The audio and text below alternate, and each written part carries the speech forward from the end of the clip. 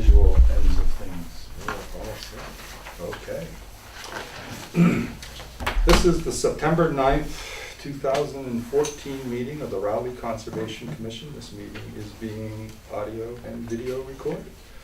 This meeting of the Raleigh Conservation Commission is hereby called to order under authority of MGL Chapter 131, Section 40, the Town of Raleigh Wetlands Protection Bylaw, and the Stormwater Management and Erosion Control Bylaw. And I'll call the roll for attendance. Dave Delmonico. Here. Bob Garner. Here. Judy Keys, currently absent. Sam Strife, currently absent. Arthur Page. Here. Kurt Turner. Here. Doug Watson. Here. We have a quorum present. Most creatively. Yes, if I may. I would request approval of some reimbursements for some expenses. One of the most significant ones is Mr. Page's nameplate. It's now official. Yeah, It's official. spelled your name right. Yes. That's important.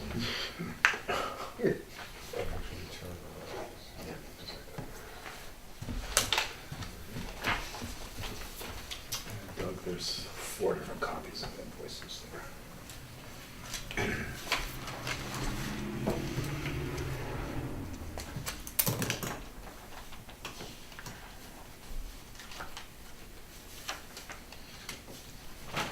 Some place where we called mynameplate.com.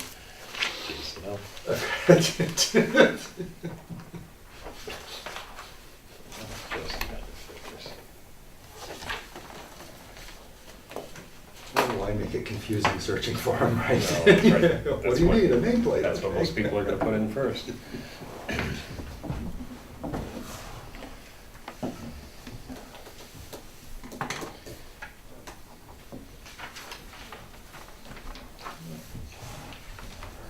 Just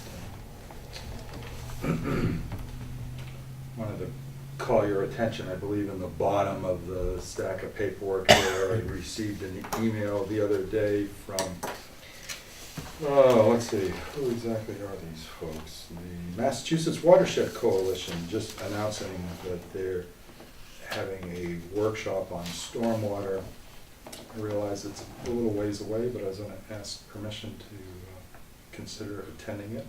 Down at the Leominster Public Library, it's on the Noosenaut Brook Renewal Project, but the reason this is significant is because they propose low cost or at least more realistic stormwater BMPs that towns can implement. Their membership is mostly made up of towns and not large population municipalities, so therefore they tend to focus on strategies for stormwater attenuation that are more geared towards small towns, rural settings. Do you know this outfit, Massachusetts? Yeah, yes, I attended a conference they gave on stormwater down in Worcester approximately a year ago and became acquainted with them and kind of saw the value of their approach, which was driven by their membership being, you know, rural, western, or more central, but some western, but mostly central Mass communities, and therefore they seem to be proposing things and working on stormwater solutions to meet the EPA requirements that might be more applicable to the possibility of Raleigh utilizing, since they weren't going for the quote-unquote municipal DPW or engineering department type. Yeah. Conventional. So. Well, yeah, or more brick and mortar or more cement and Right. large riprap. And this is the alternative, being low impact. Well, I hope so, or at least, LID implementation. yeah. Right. Oh, makes sense to me. Yeah, I think it would be great. So, do you want to vote, or you just want the general sense of approval? Well, yeah, however you believe it. I mean, normally I don't work on Fridays, and normally I wouldn't travel down to Leominster, so I would seek the commission's approval Yeah. to be in attendance and consider it a work function. As far as I'm concerned, you have my approval as chairman. I agree, I think it would be very worthwhile. Sounds unanimous. Thank you. Report factors.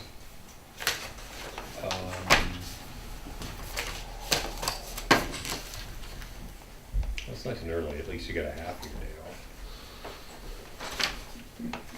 Okay, anything else? First matter? That's all I currently have, Lewis. Pretty much everything else is. It's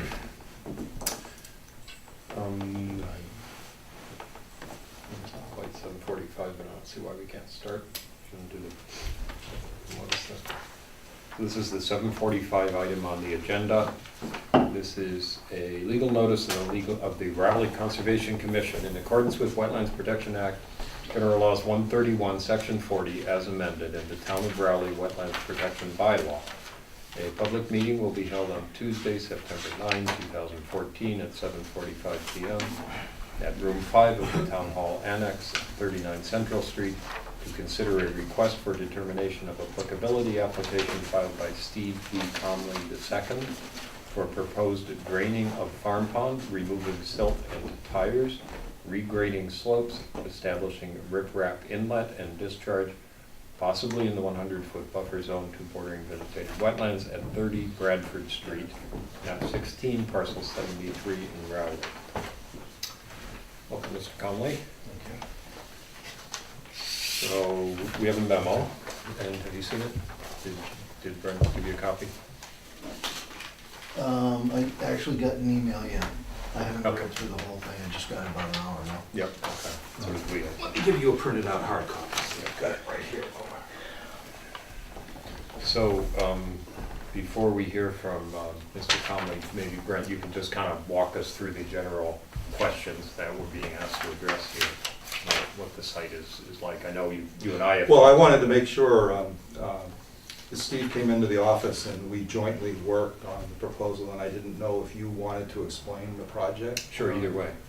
If you'd rather do it. First, or how you, Totally up to you. however you're most comfortable. Give you a brief, basically what we're doing. Sure. It's a continued cleanup. The Yep. site was rather, it was a mess when we got in there. We've cleaned up just about everything on the property except what's in this pond. Mhm. I'm gonna guess probably 30 to 40 years ago, they lined the pond with tires. Yeah. And over the years, it's just kind of become a dump site. Mhm.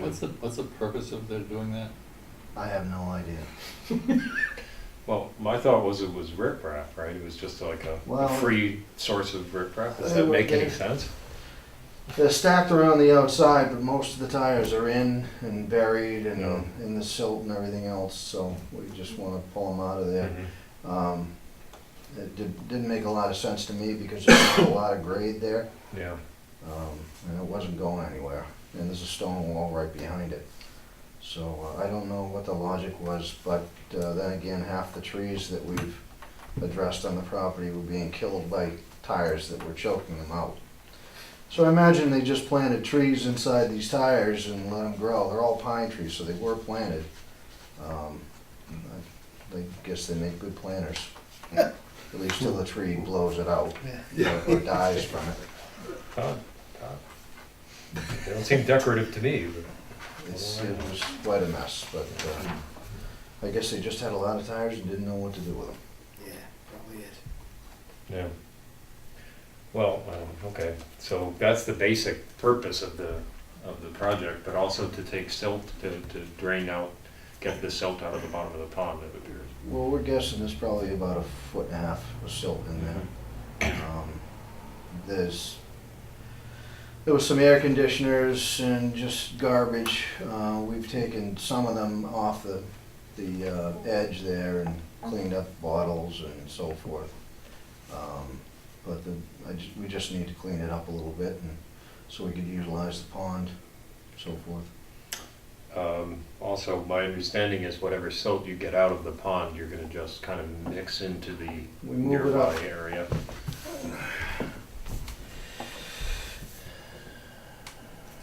Okay, this is property line. Bradford Street right here. Yeah, Right. so that's the property. Take it line. out of here, and there's a low area right here. Okay.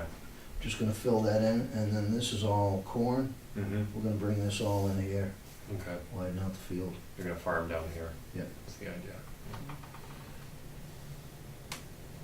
Okay. Basically it. I would like to clean this willow up a little bit. This one? Yeah, Yeah. it's in pretty rough shape. And just, you know, kind of formalize the banks. Cut this out, there's a lot of stone in here. Pull the stone out, clean it up, dredge it out, and throw the riprap back in there just to make sure it doesn't all pull out of there. And then we get a little riprap up here, do the same thing. Okay. Didn't the prior owner, you raise rabbits in that barn? Say that again? Didn't the prior owner raise rabbits in that barn?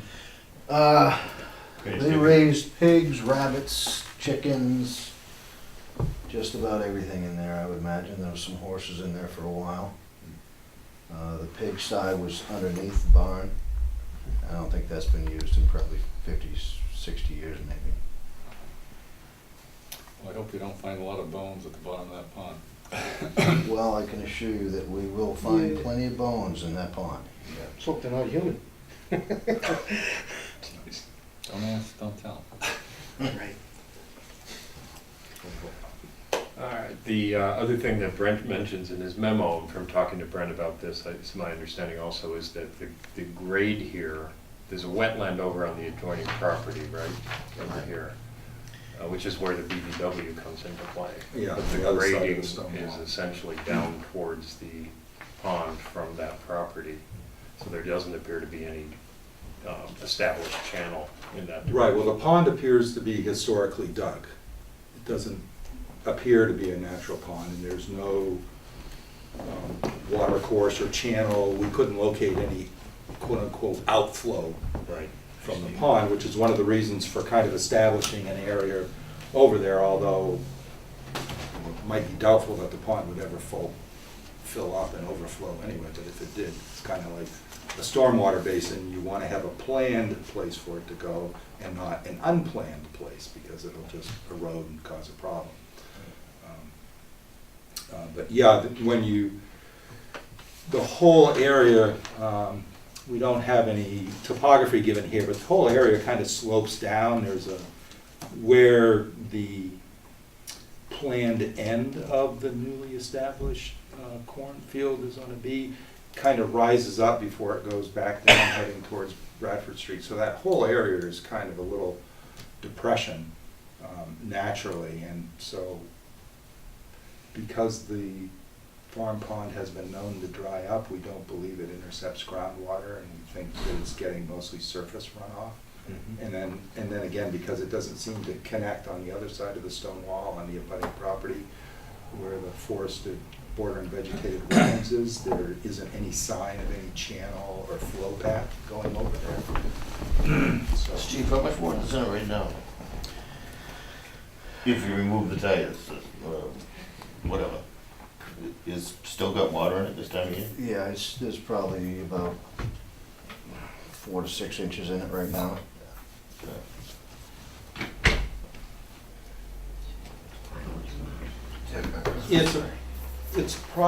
using the pictometry, it's about, well, when it was photographed from the air, which this photograph is from the overflights in April of this year, the pond was about 4,500 to 5,000 square feet in surface area. The area depression where the tire ring is seems to indicate that it would possibly be about 8,000 square feet. Just to give you an idea of the size. So the reason this is being presented to the commission through an RDA filing is that under the agricultural exemptions section of the Wetlands Protection Act, for a water management project directly connected to agricultural production on a property, one in the past could go to the Natural Resource Conservation Service or the old Soil Conservation Service and have them prepare something that was called conservation plan, or commonly a farm plan. which then could have just been submitted to the Conservation Office without a filing. They've apparently ceased to provide the service to property owners, or at least that's what Mr. Conley was told. And when I directed an inquiry through DEP, we got the same answer, although a little bit more circumspect than a definite no. So anyway, since the farm pond is located at the 100-foot buffer zone, the bordering vegetated wetlands, we figured it would be appropriate to present the commission with an RDA filing.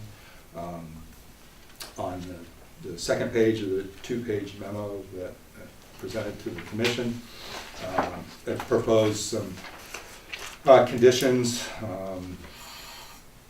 because the work is near a water body. I made a recommendation for a spill containment kit or materials for spill cleanup to be available, and equipment's there.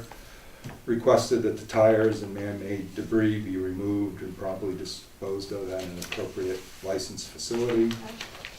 Talked about the possibility of dewatering, so I'm requesting that they use a hay bale settling infiltration basin for the discharge of water pumped out of the pond. Which shouldn't be a problem. The soils there seem to be at least B, if not A class, and so it should infiltrate pretty well. You haven't seen any problems with any areas on the property having clay or anything like that? Mostly sand. Yeah, so. So it's a good chance when you remove that silt out of you dredge that pond, it probably will drain pretty well then, right? Well, I speculate that it might be at the same level as whatever groundwater is feeding the forested wetlands on the other side. As well as his excavation isn't proposed to be, that deep. As you said, you're guessing that approximately only a foot. I would imagine the water table is pretty close to where the level is for that pond. Most of that water is also just the runoff. Just runoff, yeah, that's what I'm thinking. Yeah.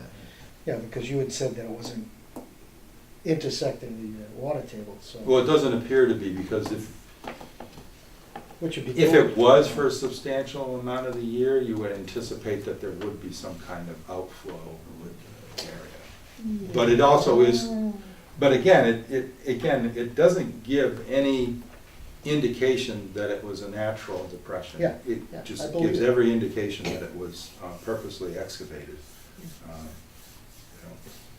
For Everything agriculture. coming off that hill from Dr. Bear's down goes right into that Right pond. down there. Fills up quick, but also drains out fast. Yeah, which makes sense. and that- Yeah, that's because exactly the what I soil think. is very permeable. Is Dr. Bear still alive? Yes. He just lost his mother at 103, I believe, 2 weeks ago. Wow. Mm. How old is he? Any idea? Must be 80 something. Mid-60s. Maybe we're off. Okay. All right, well, any other comments, but anything else you want to add, Brent? No, Pretty self-evident. Any other comments by commissioners? I just, you may have thought of this already, Steve, just make this as a suggestion, but if you have reason to believe that there are dead animals that have been disposed in there over the years, you may want to take some special sanitary precautions to assault on your workers. We've disposed of most of the bodies that were around the pond, some that were in there, and then we burned everything already. We had a blast. It's Sounds like it's just gonna be an improvement, so. Yeah, exactly. For it. so it is. Net gain for the town. Any other comments? Comments by members of the public? Anybody have anything else to add? If not, then do I have a motion to close the hearing and issue a negative determination with option number 3 with the conditions stated in the memorandum? So moved. And is there a second? I'll second The second, and all in favor? it. Okay. Aye. And all against? And the motion carries. Close the hearing, and thank you, Mr. Conlon. Thank you. Up Our with those intent tires. is we were waiting for one more permit to demolish the barn in the front. As soon as I have that permit, our intent is to bring a machine on site for probably 3-4 days, clean the whole thing up and be done with it. Right, All and right. trying to get that done before winter. I'm hoping. Okay? Okay. Are the other outbuildings savable? Sorry? Are the other outbuildings savable? We're gonna, for sentimental reasons, save the small barn, but the big barn's just about had it. Not much left there. Trying to salvage some of the beams, but there's not much left. Well, good luck. Thank you, appreciate it. Thank you. Have a good one.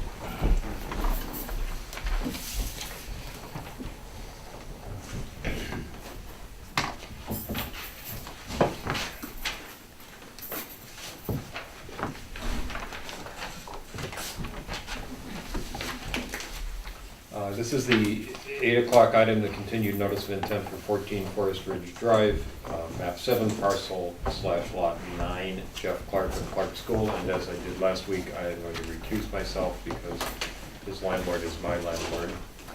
And therefore, Mr. Turner will take over the chair. Expecting briefly, while the paper's going on, I'll need to get a notepad.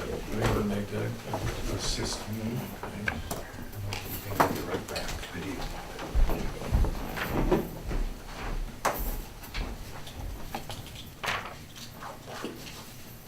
I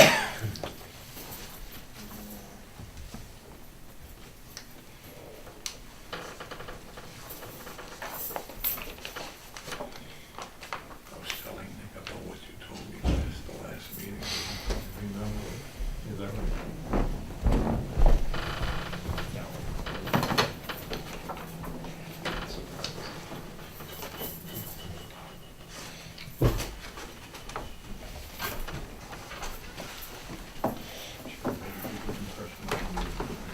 I'll bet.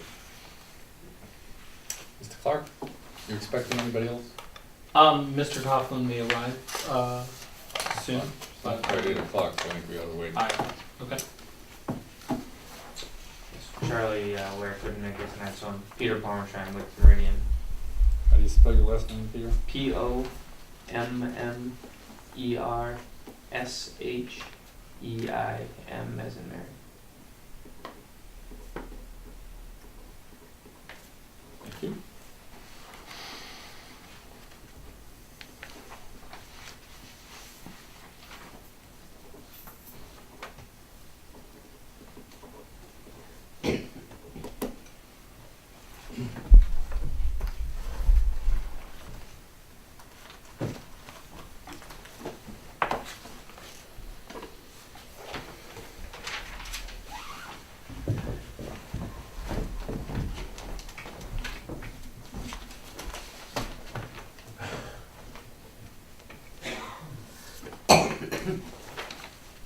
Anything else you want to take care of? Angela?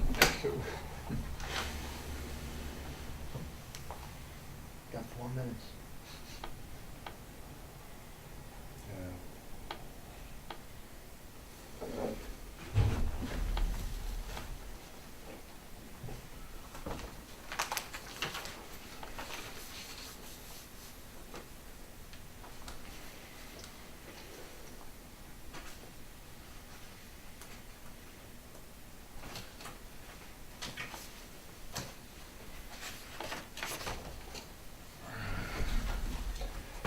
Well, the only thing that would be a 4-minute thing is under old business, the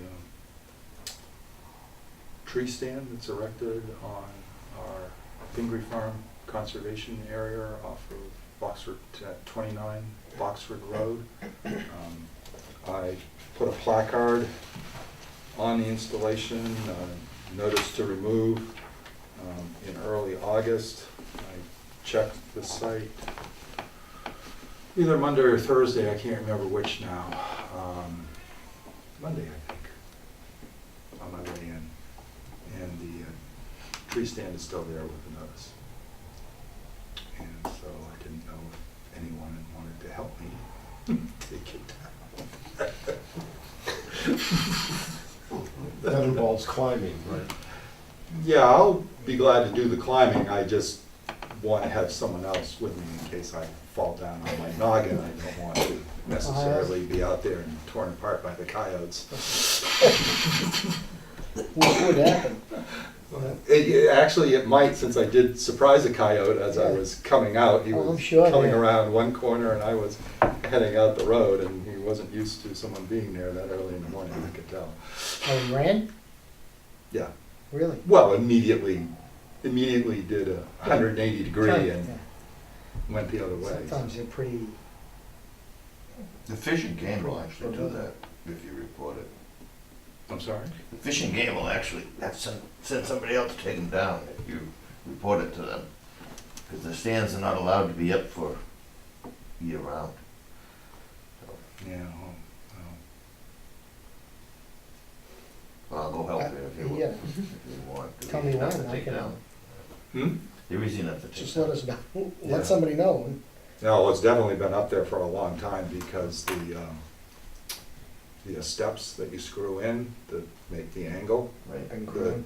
Turn right in. the tree bark is out, they're about a half-inch metal and the tree bark is out flush with side against the tree, so it's been permanently there for a number of years, at least 3 or 4, I would say, based on that type of growth. Yeah. When do you plan to do it? Soon, before hunting season season starts. is kicking in here real soon. Arthur said, but I don't mind either. I'll be in contact with you, and see what we can. Speaking of hunting season, a few years back, I don't know how long ago, quite a while, Conservation Commission provided orange Hunter's orange, yeah. something or other, some, mesh Well, I carried a safety vest. thing, and I just wonder if all the more recent members have that issued, and if not, we probably ought to go ahead. Oh, yeah. I have one That's for my a- hunting days, so that's not a problem. Well, that's a good, Commissioner Turner makes a good point. We could certainly procure, blaze orange safety vests for anyone that doesn't have it, especially for when you do site visits, or if you just, I'll be glad to help. I have a vest. I'll be glad to help. We can, Coordinate. yeah, we can work out We something. can all do it. Hard hat too. Might be necessary. Which, especially if it falls.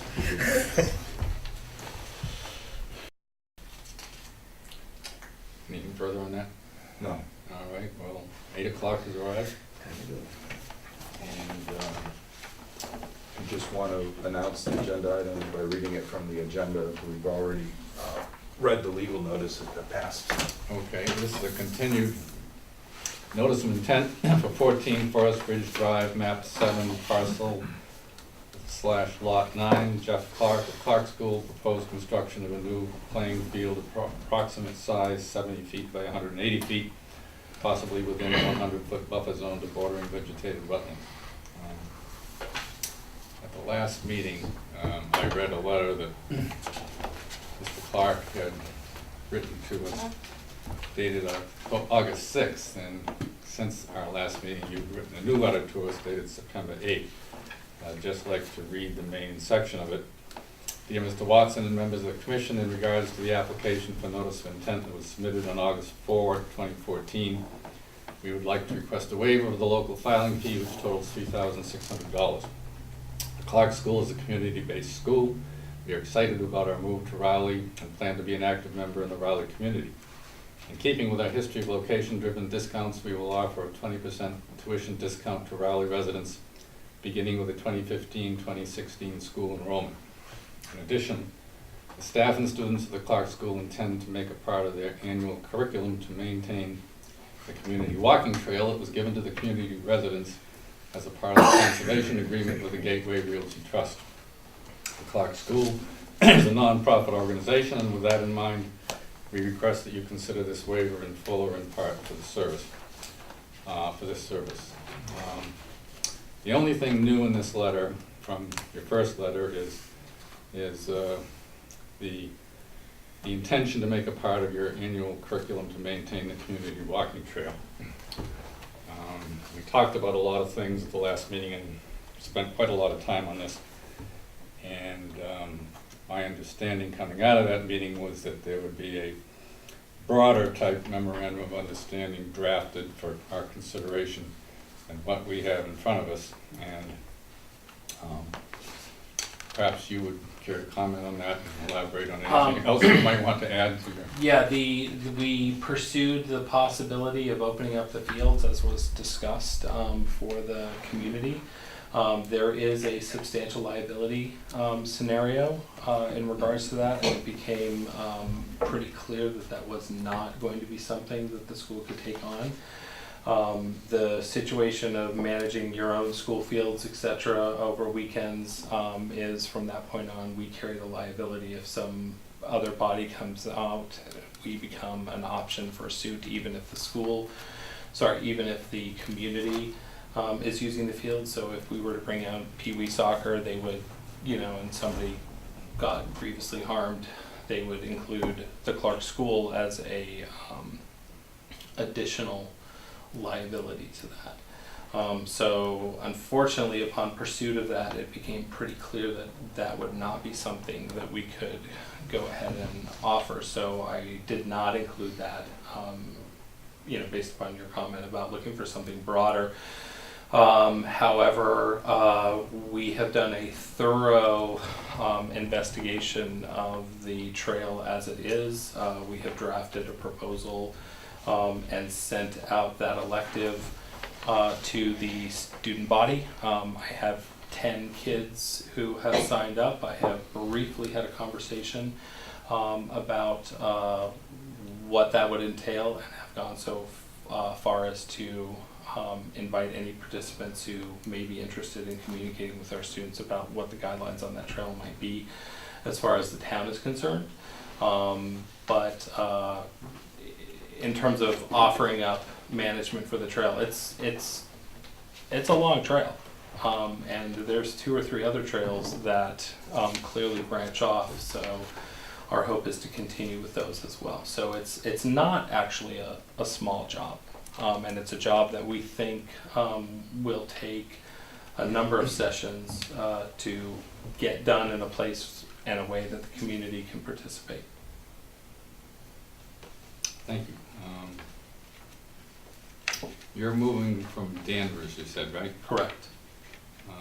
Someone told me today that you also had a facility in the Ponto Vecchio. Yeah. Are you consolidating that into this, or are you keeping it separate? Right now, all that is storage. This move was a surprise move for us.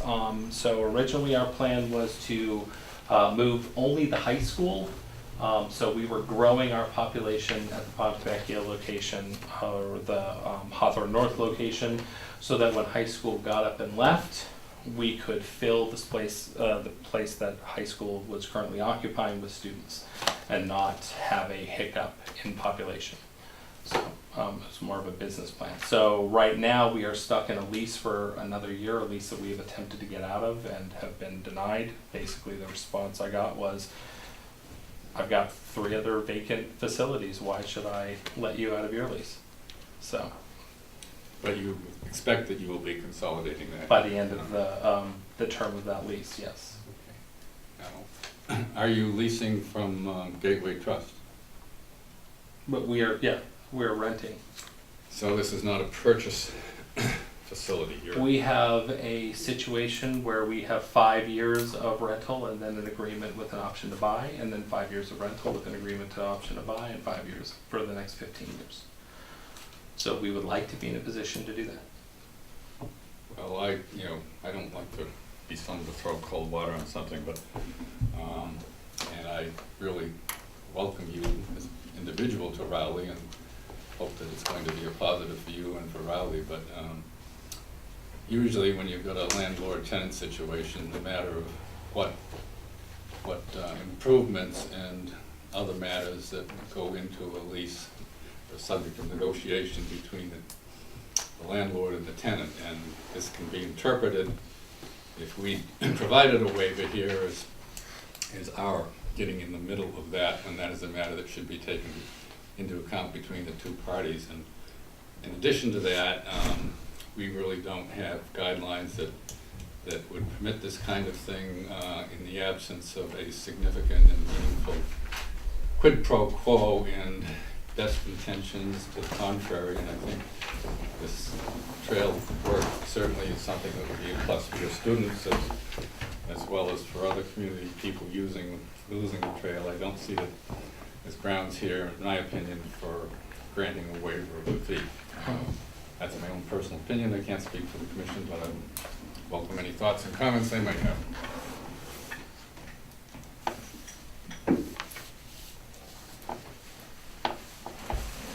Hearing none. Any other comments or thoughts from the audience? Yes, sir. John Coughlin. I think what we're looking to do here would be a good thing. We have the trails up there. Over the past couple of weeks, I have walked them, and they're not being used, they're not being kept up, and I think the generous offer that the Clark School has given to maintain them and keep them up, I think would be a great thing for not only the Clark School, but for the community and everybody that wants to use them. Well, I concur with that, Mr. Coughlin, but I don't know whether you heard my remarks before, at the time you were coming in or not, but I view this fee business as a matter between tenant and landlord, and I don't think Rowley should be providing a basis for part of the consideration for the lease arrangement that goes on here. I certainly think the school would benefit from getting involved in this trail maintenance, and the broader community would as well, and I certainly welcome your comments and thoughts on this, so they provided last time as well, but I can't find it in my heart to grant a waiver on the basis of those considerations. The only comment I would close with, I don't really think it's a tenant-landlord situation. Clark School is not leasing that property. It's there, and one of the things that we sat before this board when we did that work was to put the trails in there so they were there for the benefit of the community and anybody else, the citizens that want to use them. And if they're willing to maintain them and keep them up, I think it's a great thing. The other thing that I would jump in on is Clark School does carry the liability for any vehicles that are parked in that area waiting to use that space. So in some aspects you're asking for Clark School to take on the liability if a car comes in and hits a child coming in to use that trail. That's a concern. We have a lot of people who don't take into consideration the no trespassing sign, no skateboarding sign. I have a variety of video over the last 6 days of people coming in and ignoring those signs.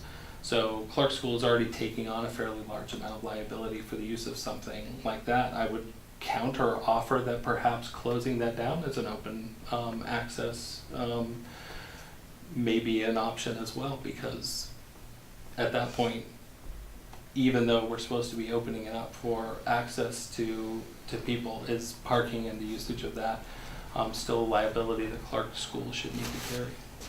Well, I don't know what the arrangements, what the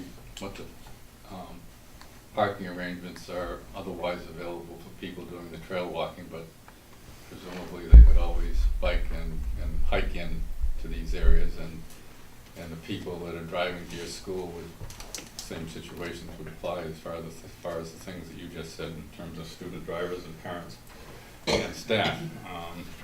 Anyway, I personally don't see that there's grounds here for doing this, and I would entertain a motion to deny the fee application. May I offer a comment for the rest of the commission's consideration here too, which hasn't been spoken to, but at the last meeting, I believe I originated the suggestion that consideration be given to a legal document such as a memorandum of understanding in regards to this type of arrangement, since the commission had not entertained this type of fee waiver request before. And clearly we have started to delve into some of the quote-unquote unknowns regarding this, which are clearly of a legal nature, and the submittal of a memorandum of understanding would have allowed us to request the opinion and review of town council in regards to it. There's the other consideration here again where there's a recorded CR against this property, if not one, at least two. I believe it's also, the parking considerations are part of the special permit issuance by the planning board. So again, although I'm not an attorney and don't profess to be one, I would solely question the applicant's insinuations that there might be the ability to restrict the access to parking for that trailhead, because I'm not sure that that might be a violation of the special permits that govern the whole development of that Sure. property, as well as the recordation of the CR. So before we enter into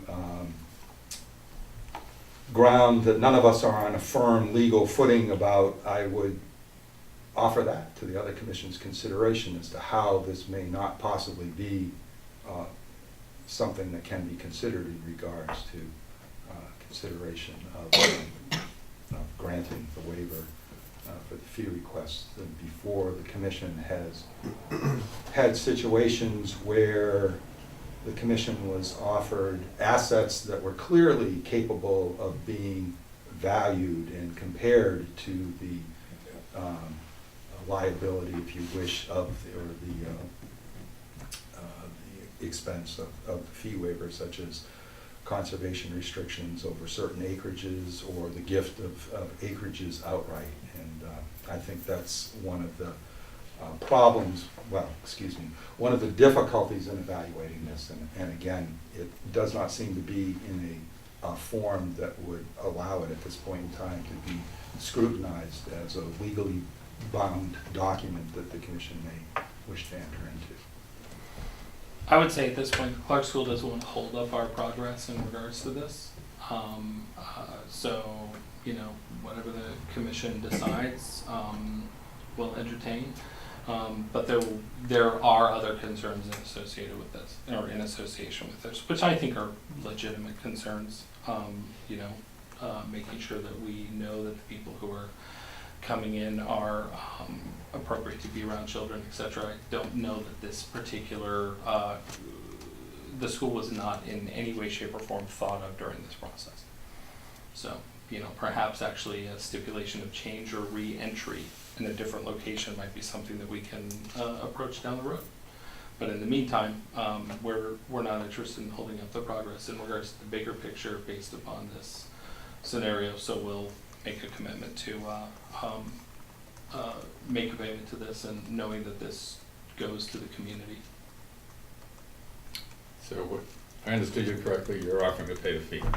Yeah, I think at this point it's very clear that paying the fee will give us the progress that we need. I don't think we need a vote under those circumstances then, and May I suggest a clear statement from the applicant, since he's the author of this letter, that he wishes to withdraw the letter of September 8th for the fee waiver request?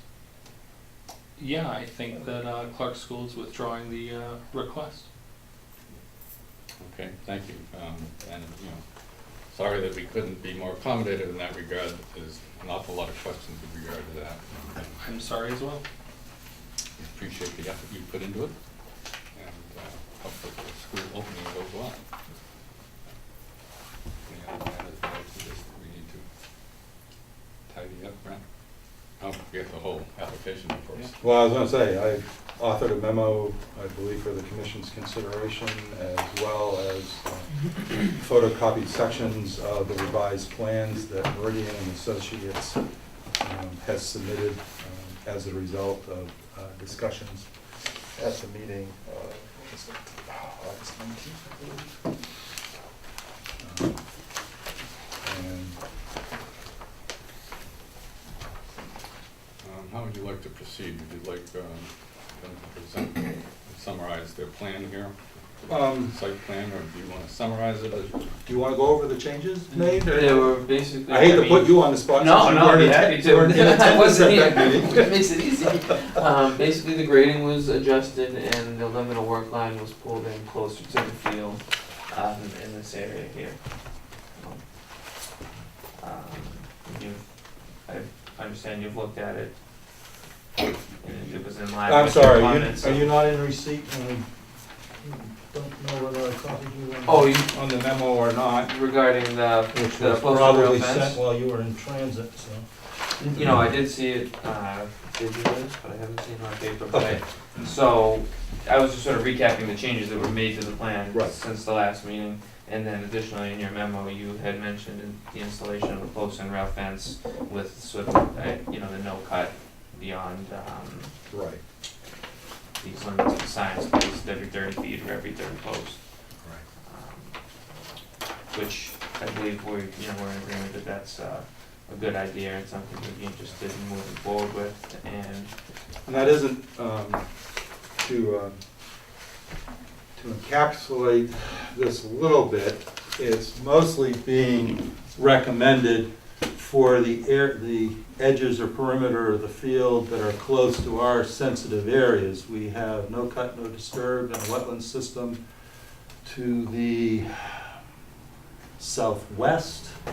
We then have another bordering vegetated wetlands with no cut, no disturbance area to the sort of northwesterly. And then the conservation restriction boundary extends further up beyond where the no cut, no disturb is.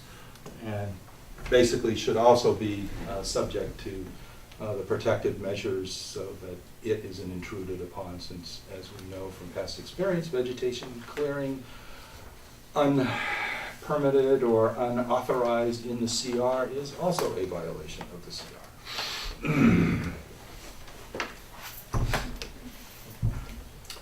And the suggestion for post and rail, or at least some type of implementation, something like that, as opposed to chain link or other, is to sort of provide a minimalist protection, but a sturdy, visually definable barrier that also can be easily have vegetation maintained on both sides of it, since in an athletic field situation, chain link can actually be a problem where we get invasives such as bittersweet or poison ivy that just uses it as a lattice work to climb and then present a problem with maintenance and safety.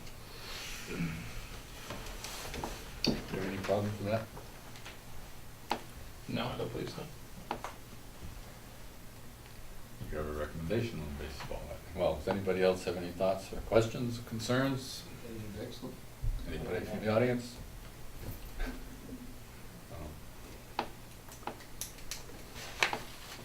So your recommendation, I understand. So my recommendation is to, well, since we've seen to resolve all matters, would be to close the hearing and issue an order of conditions with conditions typical for a landscaping project, with establishment of appropriate protective conditions for the restricted no cut, no disturb area, and protection of groundwater quality and quantity, as well as ongoing conditions from previous orders, so that we're consistent with past orders that covered this project.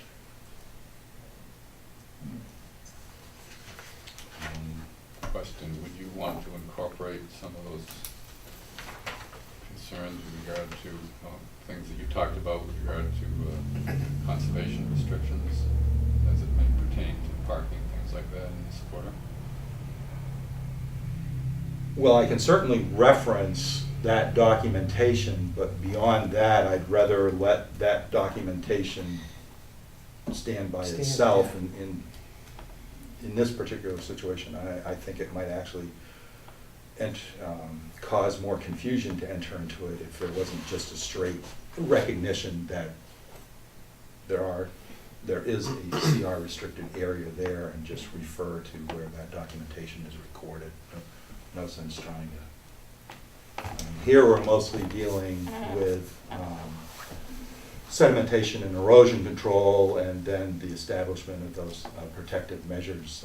The plan itself is going to give, and the establishment of the erosion control will provide the limit of work, and since there's nothing structural, that's pretty much it, sort of good to go once the order becomes effective with that. And I don't believe this triggers, this doesn't trigger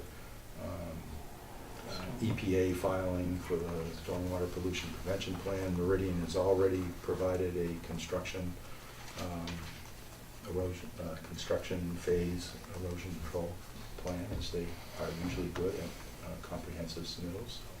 So that's all in order.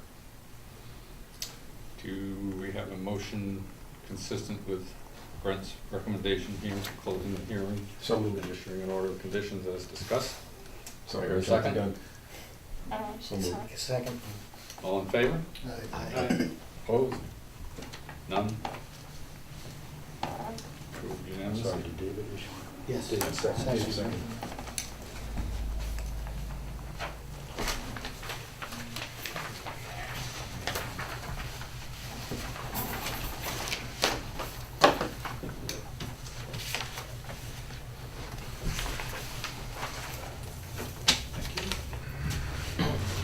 When's it appropriate to swing by and pay Anytime during normal business hours.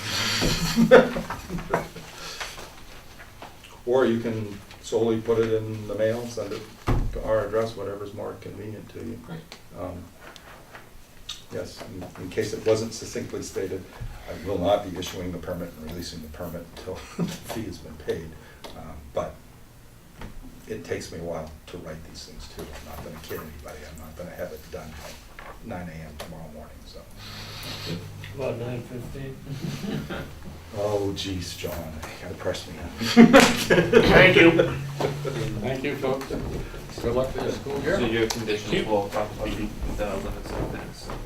where that needs- Yes. Yeah, okay, Yeah. great. In fact, actually, what I'll probably do is just put a statement in there about field determination so that we can just establish it and therefore everyone will be clear Okay. about what's going on, if you think that would be Yeah. Lots of times I do that, just so we don't have to spend a lot of time in trying to define which Describe it. wetlands flag and which, direction to go in, by how many feet and all that. It's- Perfect. No big deal. Great, thank you very much. Send in Doug. Yep. Doug's turn. I didn't even look up to see who it was.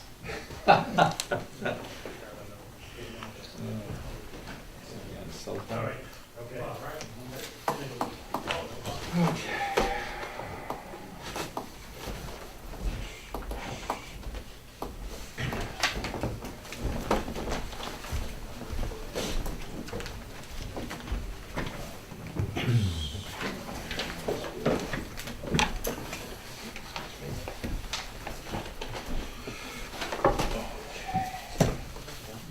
This one, this one. Negative option.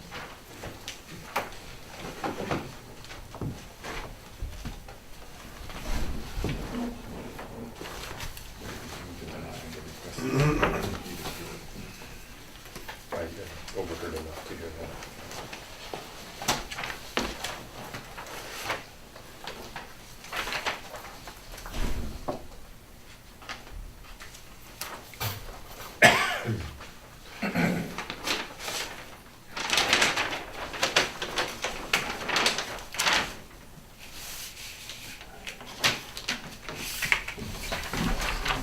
Alright, this is the 8:15 item on the agenda.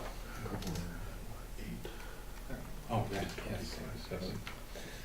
Continued notice of intent for land off Daniels Road, map 9, parcel 23, Tompkins Desjardins Trust, Bruce Tompkins trustee. And this is a continued matter.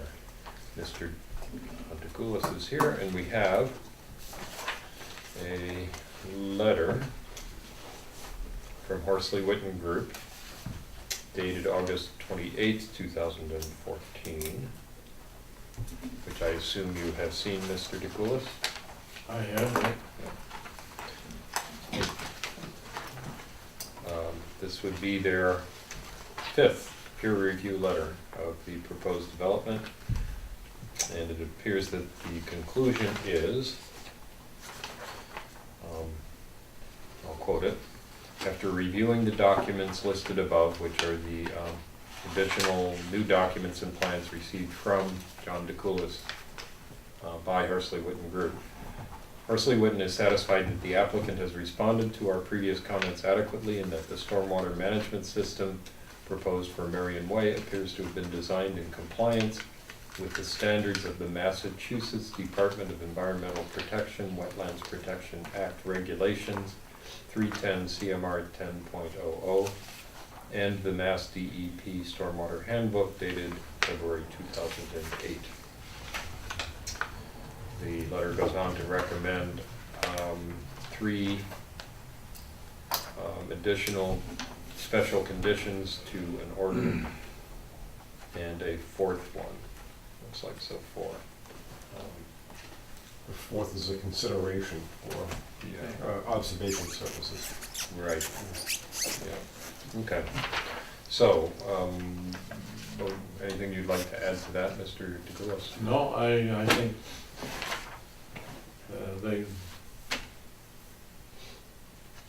they responded to our review. Your thoughts, Brent, on the 4 additional conditions?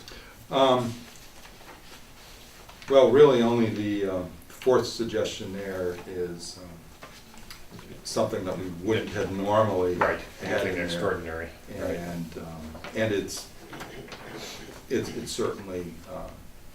certainly consistent. There are some details and qualities of this particular stormwater management system that would lend themselves to close scrutiny to make sure that holistically it all functions together at the time of installation. So we certainly can incorporate that into all the conditions. I did not produce a memo since it would succinctly be saying to you that it appears that all issues have been resolved, the commission has been presented with appropriately revised plans, and therefore I would recommend consideration of closing the hearing and issuing an order of conditions with conditions that are typical for a residential subdivision project. Obviously, Mr. Chairman, I would just like to add one thing. On the as-built plan where this is going to be a proposed street, I recommend that the plan be suitable for recording at the Registry of Deeds, where it's going to be a future street. That makes sense, but aren't you going to also have an as-built plan for the zoning board, planning board reviews? But if they ask for it, we're still dealing with them. We have a couple of unresolved issues. One of them is the status of the applicant. Right now, the applicant is the trust, and that's what Mass Housing has. And I don't understand it, and I'm trying to work with them to resolve it.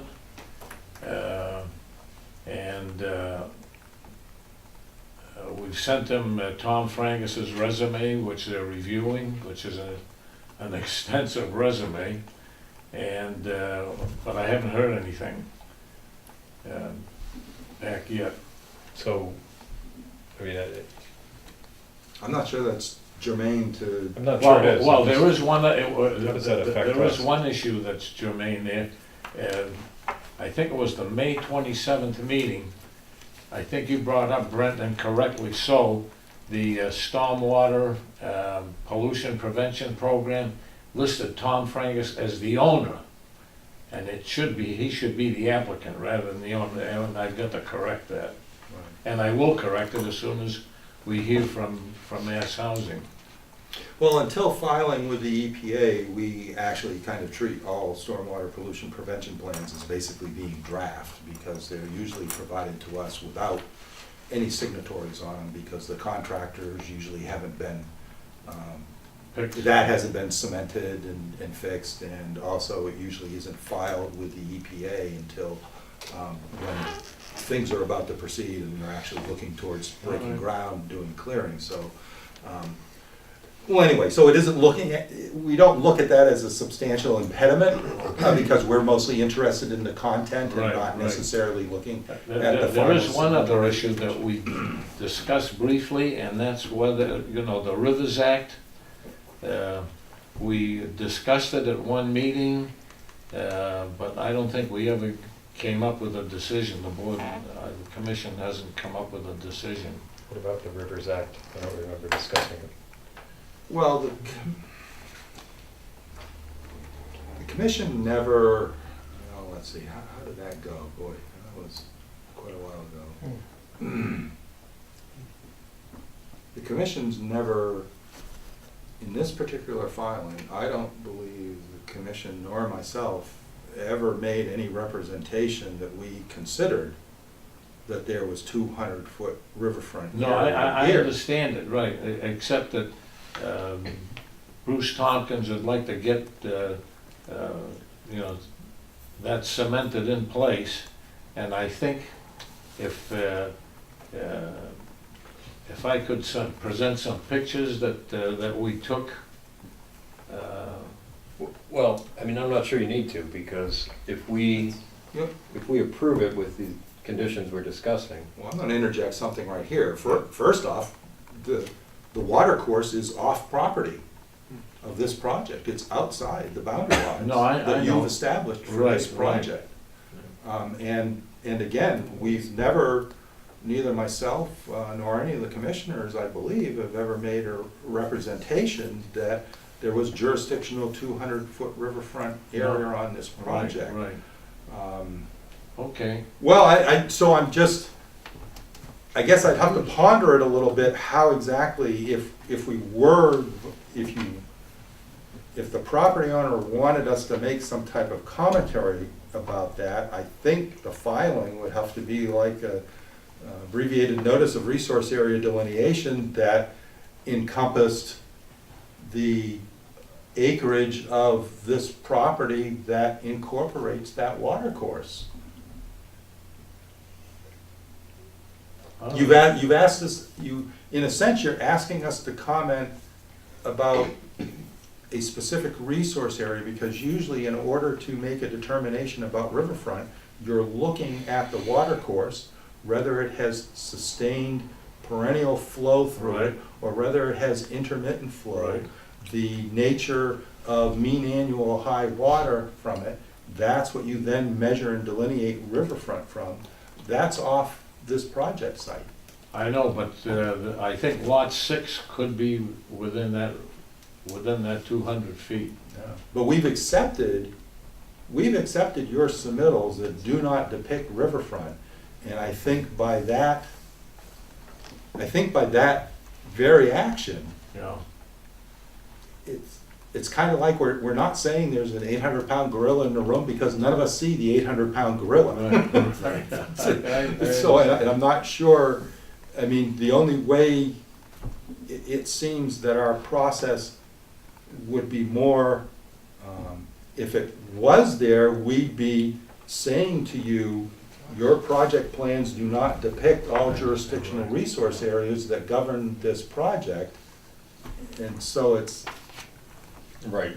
we That's kind don't of- normally issue a statement about what's not there. We usually review plans that Right. depict resource areas that are there.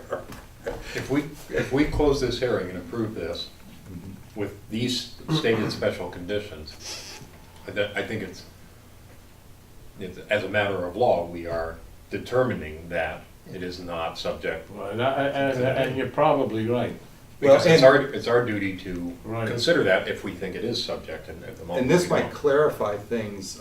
I do start our special conditions page with a findings paragraph where I list out the jurisdictional wetland resource Oh, I see. areas that we That's a good way to put it. feel are within the boundary lines of the project, and so therefore I would not list 200-foot riverfront area. And again, I guess I have to tell you is that our process usually recognizes regulated areas that are there within the boundary lines that you're telling us this project will be in.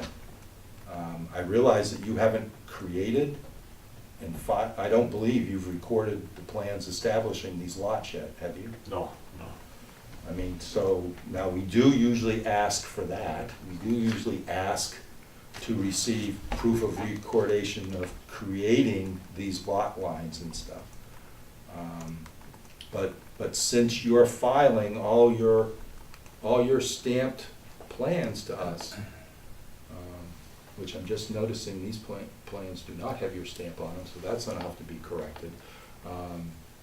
We consider that then as part of the record establishing where the project is going to be and what acreage we're looking at. Right.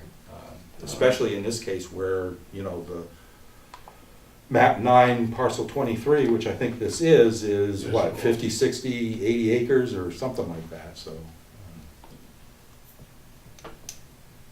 Yeah, I think that's right. So I think you already have what you want on that. And I don't think we can go beyond that. Is the proposed special condition of I'll read it. The installation of the stormwater management system shall be observed by a Massachusetts registered professional engineer, presumably you. And documentation shall be provided to the Raleigh Conservation Commission that the system has been installed as designed. That's acceptable to you and your client. In a sense, instead of an environmental monitor, we're Right. going to request an engineering monitor that specifically verifies the specifications of the installed stormwater facilities. Right. Because they are fairly complicated. All right, any other comments by commissioners? Any idea how many hearings we've had on this? How many postponed? I didn't, well, again, I How many? didn't tally that, but we do have the voting quorum here. Yes. Member Sam Strife, Dave Delmonico, Doug Watson, and Kurt Turner, I believe, are the commissioners that maintained I'm not. attendance throughout. No, Did I, You are not. I'm I afraid missed you some of the missed, initials. you Yeah. missed more than one substantive discussion. And of course, our, pretty much all the substantive discussions at this one. So unlucky. Dave will fill me in later. Yeah. All right then, unless there's any further comments by commissioners or questions? But we will obviously need stamped. Yeah, there does not seem to be a stamp on this plan, I'm not sure why. I think I need a motion to close the hearing, and what are we doing here? Issuing an order of conditions? I guess we're issuing an order of conditions approving the plans and establishing the typical standard conditions as well as the 4 conditions stated in the last letter from Horsley Whitman Group. And the first 3 would actually normally be in our conditions. Right, and I think probably the best way to handle the plan business is to just request from the applicant's representative, complete set, all wet stamp. Two copies if you could, one for me to get wet out in the field and one for me to keep in the office so it doesn't get wet out in the field when I'm checking things. Okay. So do I have a motion? So, second. And all in favor? Aye. And all against? And the motion carries. Thank you very much. Been a long haul, but It's a long haul. thanks for your patience. Who first moved, correct? Kurt moved and Kurt. and Sam seconded.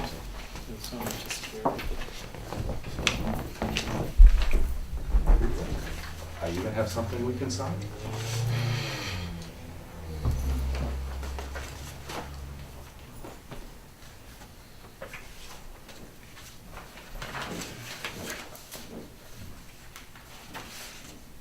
Who owns that property now? Is the sale gone through?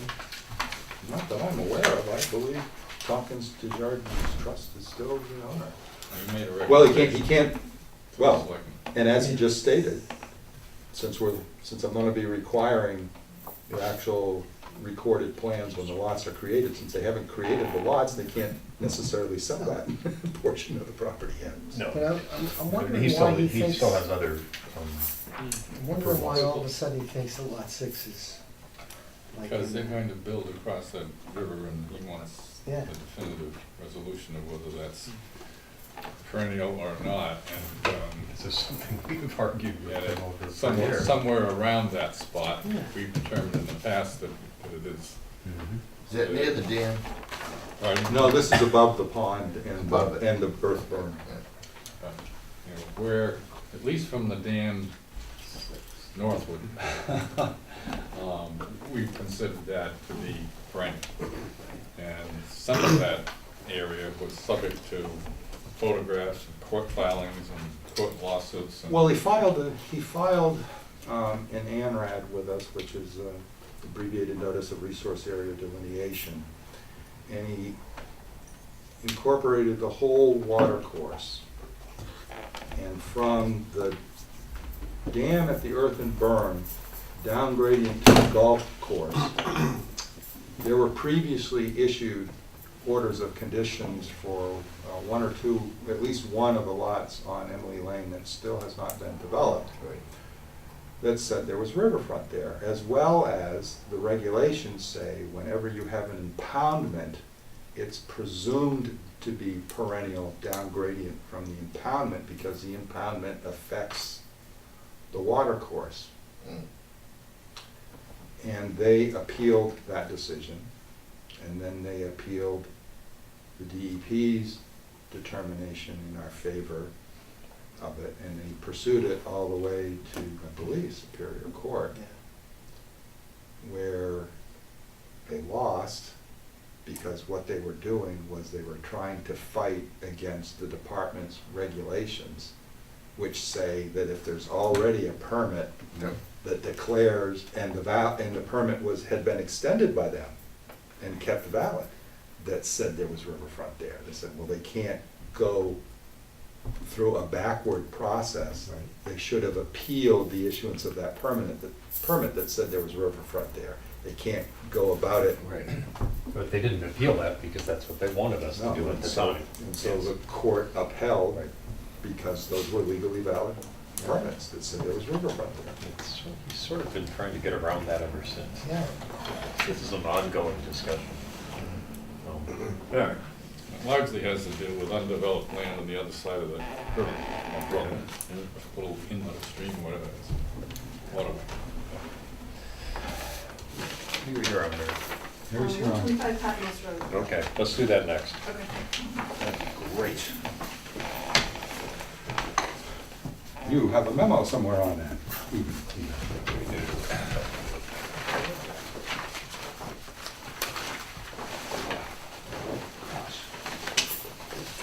Been a while, Mary. Welcome. Thank you.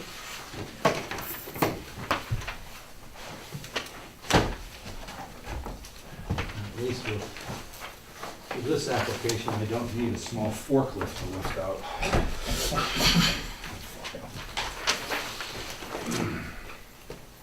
Should I spell out if you've got a plan, or should I? Yes, I'm going to Okay. throw it out as well as my little mock-up.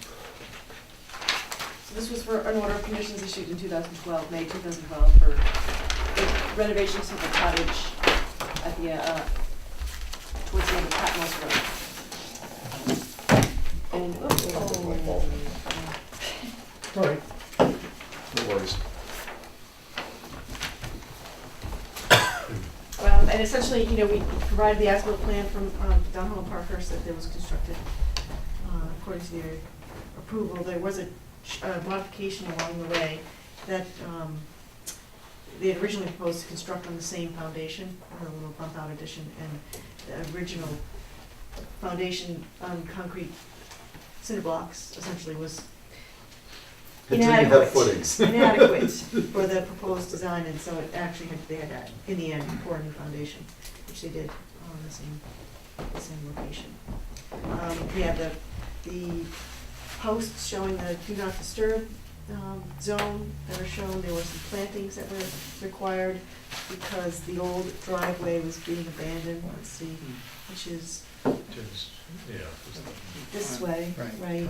So there were 5 high bush blueberries and a couple of white pines that are in the driveway here, that were required as mitigation, and there's some boulders that are across the driveway there. So this all been abandoned and it's starting to grow in, and as Brent had mentioned, most of this area where the septic system was put is got bark mulch and things on it, with a few plants growing through it, but for the most part, it's bark mulch, and as that decomposes and creates some organic material there, then hopefully they'll get some more growth at the top of the hill there. And there was one area where the erosion controls are still on site, wanted to keep those on until it was inspected, and so I guess they'll get a landscape contractor back out there within the next 2 weeks to remove that. There was one location at the corner of the house, I think it was right here, where there's a stone swale, that's where the roof runoff goes down and in towards the marsh here. And there's a little bit of a drop off where the straw wattles are doubled up, so there's two 12-inch straw wattles on top of each other. So when they remove that, it's gonna be kind of a drop off, so we just The stone's gonna cascade down, and so we just add another little bit We of stone basically there. They're proposed to like bring river more stone, stone in kind so of. there'd be like a uniform, Yeah. gradation or whatever, however I you think say as it. you mentioned, maybe 2 5-gallon buckets worth of stone, if Yeah. not very much, and just to minimize the potential for erosion right there, but otherwise everything else is pretty stable. House looks nice. Yeah, it's a really nice spot. Yeah. Now it has a really nice house on it. No, it is a really nice house.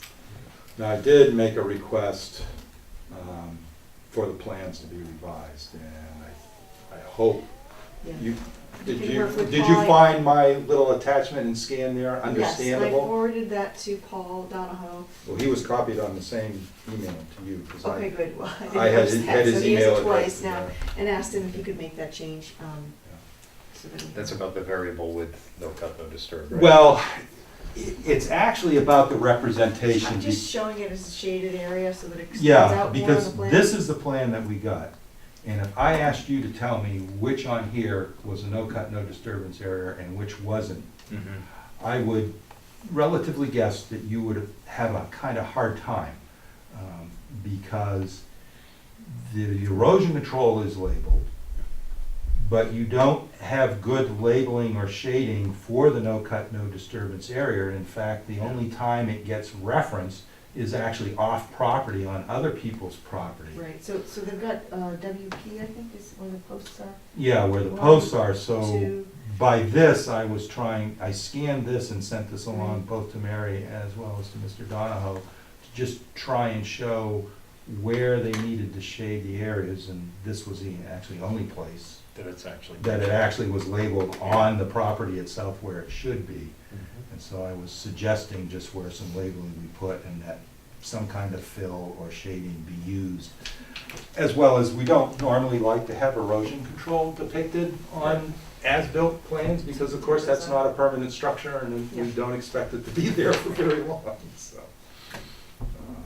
And I did forget, I noticed through one of the photographs that the sign is still on, the file number sign We can is still take on that the little down. well house, and of course that can be taken down Mhm. also, which we should probably want to do anyway. Mhm. so. Unless they like. But yeah, so it's just kind of these, that little finessing on the site itself, and then a little finessing of the plans so that our permanent record will be clear. Although I doubt Ms. Coolidge is ever going to give up this property. I certainly wouldn't after all the effort put into it. It's been a long so. time, yeah. But anyway, at least it would give us a clear depiction in the record as to where the actual restricted area Sure. is bordering Okay. the wetlands. All right. Just as an observation, in my years in the commission, this is, I think, the 3rd time this property's been before us. Really? Hopefully the last. It might be. It's a whole new property now. Yeah, New several house, houses. new septic, Yeah, new pretty- driveway, Pretty much stay the same. new Yeah. everything. Not much else you could come back for. So, all right, It's well, very nice. anything else anybody wants to add? So I Do you see- think the suggested time period of 14 days, do you believe that's adequate for all this stuff to get wrapped up? Yep, she said that would be fine, so. In that case, do I have a motion to issue a complete certificate of compliance with the listed ongoing conditions, contingent upon field verification of removal of erosion controls and submittal of revised plans, as discussed? Is there a So moved. motion? So move. And a second? Second.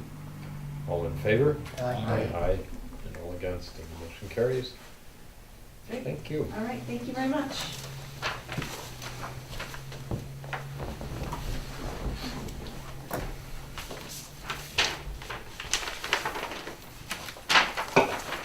We'll stay around for the,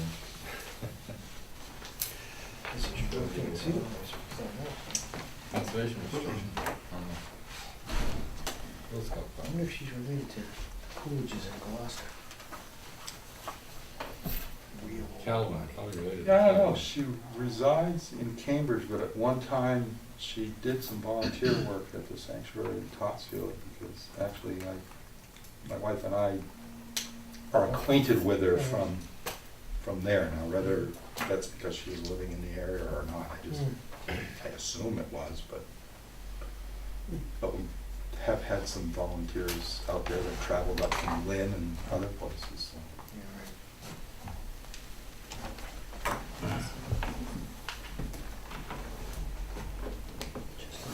It's an interesting name. Yep. Has some, Good old New England name. yes, has some history to it. All right, let's see. Are we expecting anybody here on the last two, the Cider Mill Holdings one and the FHA? I Probably not. doubt on the cider mill holdings. Okay, what about the Federal Highway one? Oh, definitely not federal I highway didn't one. think so. And, And what about the 17? well, I was gonna say, the CR one, I The- thought, The which one? uh, Girl Scout. the Girl Scout CR, I thought Mr. Santana, Okay, but I I guess.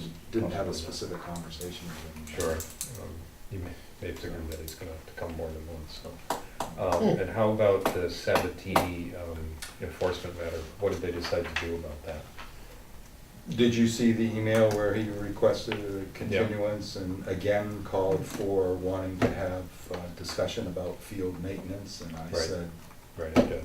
you should resolve the enforcement matter and give us the revised restoration plan. So what did they decide to do? They didn't respond to that. They didn't respond to it, so. Didn't we're respond to it at all. come in That's, tonight and that's been the, Okay. Well, he's got 35 minutes. Yep, just trying to get an idea of who's still coming around. yeah, All right, well, would you like to do the other The certificate of compliance Yeah, why not? requests? Let's do those. And see if anyone shows up for the CR. Yep. So this is the item listed at 9 o'clock on the agenda, a new request for certificate of completion for determination. Number 1, 2010, DA March 30th, 2010, at 498, 502 Newburyport Turnpike, map 19 parcel / lot 6 and 7, Richard Russo, owned by Cider Mill Holdings.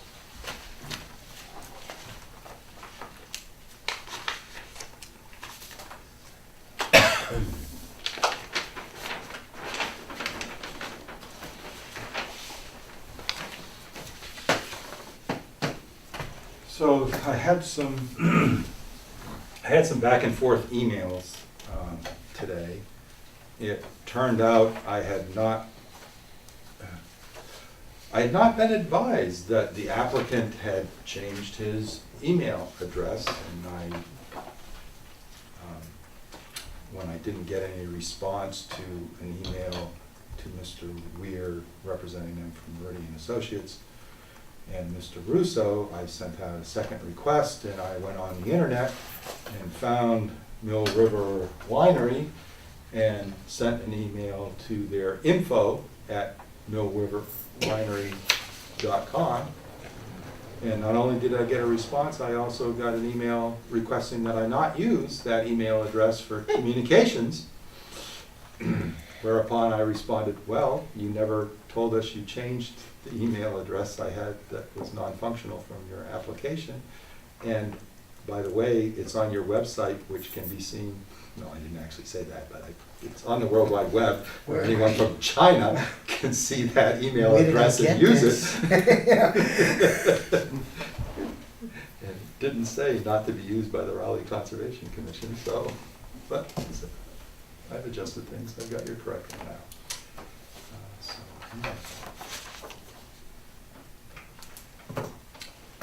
So, I've been told that today they addressed my concern about the stone berm or check dam being overgrown and therefore incapable of being inspected or knowing when it had retained a bunch of silt. And I believe that's been weed whacked out, so it now can be looked at. And I also was told that the landscaper or pesticide applicator who had worked on suppression of the Japanese knotweed was visiting the site today and would be sending in a written report. Basically, I think it's been suppressed, so, but again, we had specifically asked for a status report for 2011 so that we could have an idea as to whether further suppression efforts needed to be taken or whether it had actually been knocked down. Yep. So we will find that out shortly.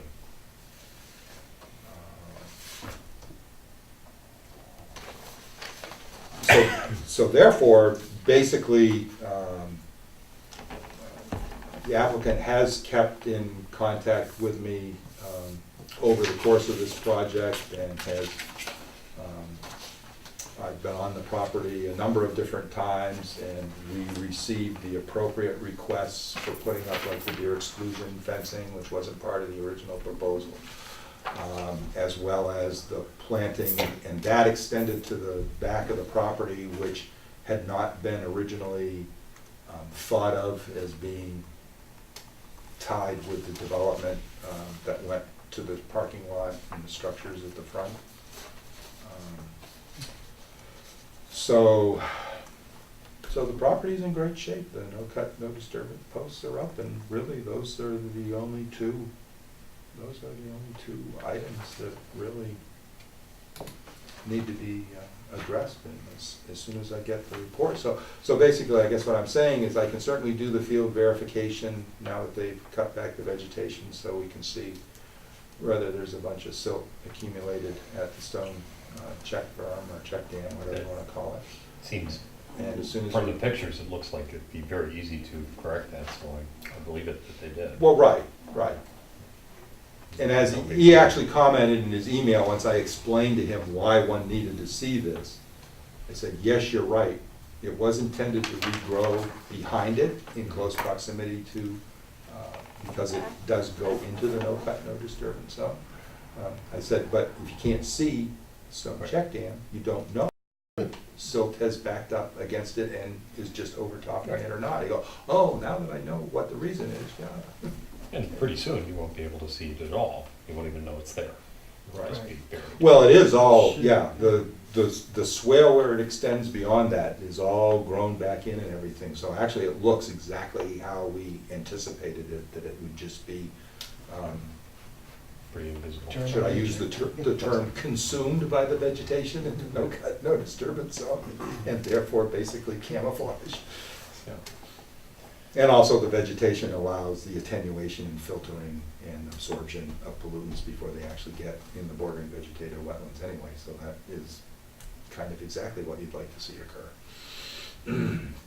All right, well, And then once the only contingent conditions would be field verification of what we were just talking about and document submittal of the knotweed issue, basic Suppression, plant yeah. control. Yeah, so probably if we allow 14 days, that should be. What did they say, that he'd been out there today to take a look?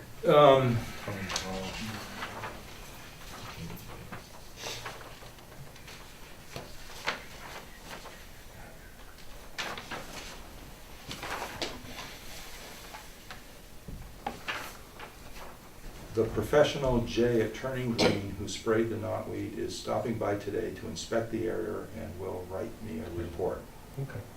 I'm not sure if I will get it in time for your meeting. I responded to him that we would be happy to, put a contingency on here and allow 14 days for submittal so that, Well, and if it, doesn't come in 14 days, we can yeah, fix it next time. yeah, that's the only thing we're waiting for. Right, okay, so unless anyone else has anything to comment about, I would, what would I be looking for? A motion to issue a complete certificate of completion with ongoing conditions contingent upon field verification of the swale, or the Check dam on check dam the condition. in the Yeah. entrance swale, and then And the status submittal of the knotweed. documents. Yep. Do I have that motion? So moved. And a second by Judy, all in favor, Aye. all against, and the motion carries. Did you folks get my email earlier this summer where a use has been found for knotweed? No. To make beer with it. Some brewery has made knotweed beer. Well, DeRosa's firm has actually also found that there's a number of critters at the Stone Zoo, including the giraffes, that like the stuff, and he's been cutting it and taking it down to the zoo as part of his suppression effort, yeah. Because it's hard to get rid of. Yes. Right? I mean, anywhere you put it, it tends to grow. Well, I think you still have to do a stem Yeah. treatment, Yes, but you the know where it idea is is, growing, right. the idea is getting rid of all the tops. Exactly, Because it's a lot of mass there, Yep. a lot of plant Yeah, matter. so that all goes to the giraffes. I think it's the giraffes, don't. Whatever. Some critters at the zoo consume it, I know that. Well, I guess if they can consume it, you could make beer out of it. Makes sense.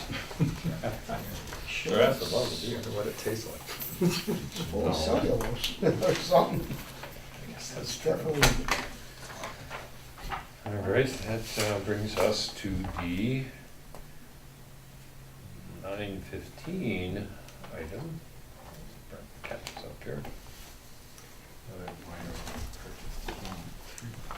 Vast, like silos. Oh, yeah. Not as tall as this room, have you seen those up there? No. That's,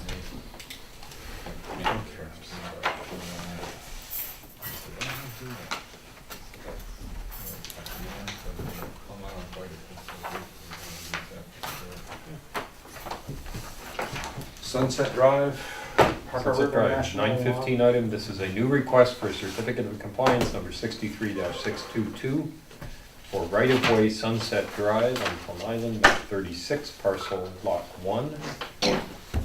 Kevin Rose of Federal Highway Administration for the U.S. Fish and Wildlife, Parker River National Wildlife Refuge. Very romantic. Is this where the tower is, the road leading into that? Yeah, it's the gravel drive that extends from Hellcat down to the state Sandy Point Reservation. Oh, okay. But there's only like 2,000 feet of it that are in Raleigh, which actually happens to be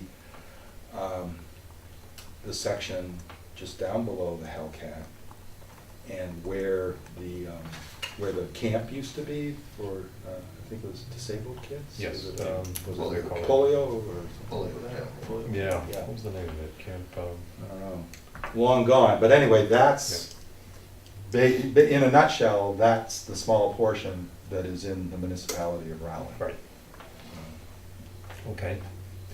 So most of the rest of the project was actually in Ipswich. Now, for some reason, once they finished the project, they applied to Ipswich, got a certificate of compliance, but just never bothered to tell us or apply to us. So when we received that came to light, I pulled the file for the various files related to them when we received the application for the ditch remediation, rehabilitation, and reminded them that they needed to request a certificate of compliance to let us know that the project was done.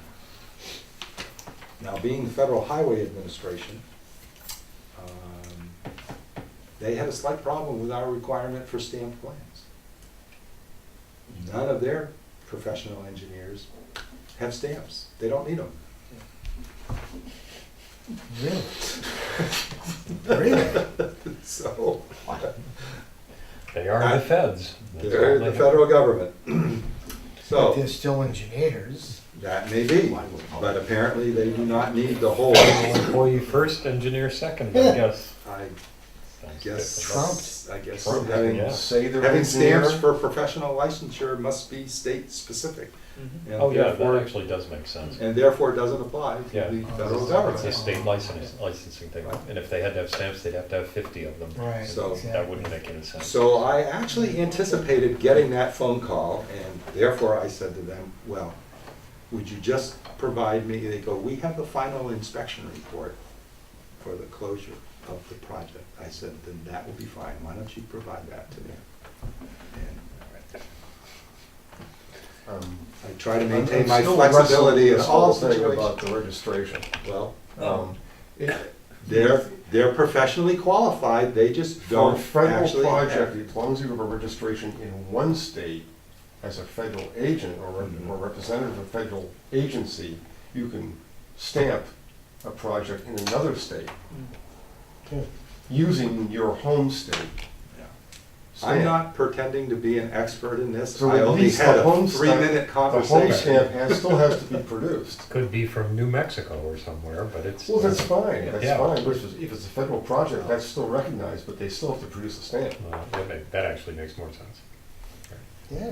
Instead of a rule of no Well, I've got a, stamps. si- I've got a Who signed knows if letter, they're I've got a really- signed letter Who from. really knows that they're registered? Well, again, I've got a signed letter from a gentleman Just that tell they them we want a say stamp. is professionally qualified, and I don't have any From reason Alaska. to. I think this is the sort of bureaucratic fight you don't want to pick with the federal government. Yeah, I know. They'll never give up. Well, They I have their don't- rules, their rules are their rules. Project's Yeah, been done they'll for win. over a So- year. I know. I've been out there, it looks great. I can tell you that I've inspected the section in Raleigh. There's I'm no, not trying there's to no, hold up the process. there's no trace Yeah. that they even have done anything out No, there. actually, Bob, I think what you say makes complete sense, and I'm sure that's the rule. Well, that's what I've been exposed to before. Right, yeah, and so I'm sure you've got better experience with it than I have. I just had this, like I said, this one phone In this conversation case, telling me. I'm willing to Let it be. let it go. All right. I'd just like to read a sentence in here of Brent's memo. It says, "The office confirmed that the lack of a professional stamp on the submittals was not an indication that the originators of the work lacked appropriate professional credentials." I thought that was a stroke of genius and brilliance. I love that. Well put. I expect to see it frequently in the future. Yes, I I agree. may have strokes, but I'm not sure I'm gonna have strokes of genius on this. Better than the other kind. All right, so I need a motion to issue a complete certificate of compliance. So moved. And a second. Second? All in favor? Aye. All against? The motion carries.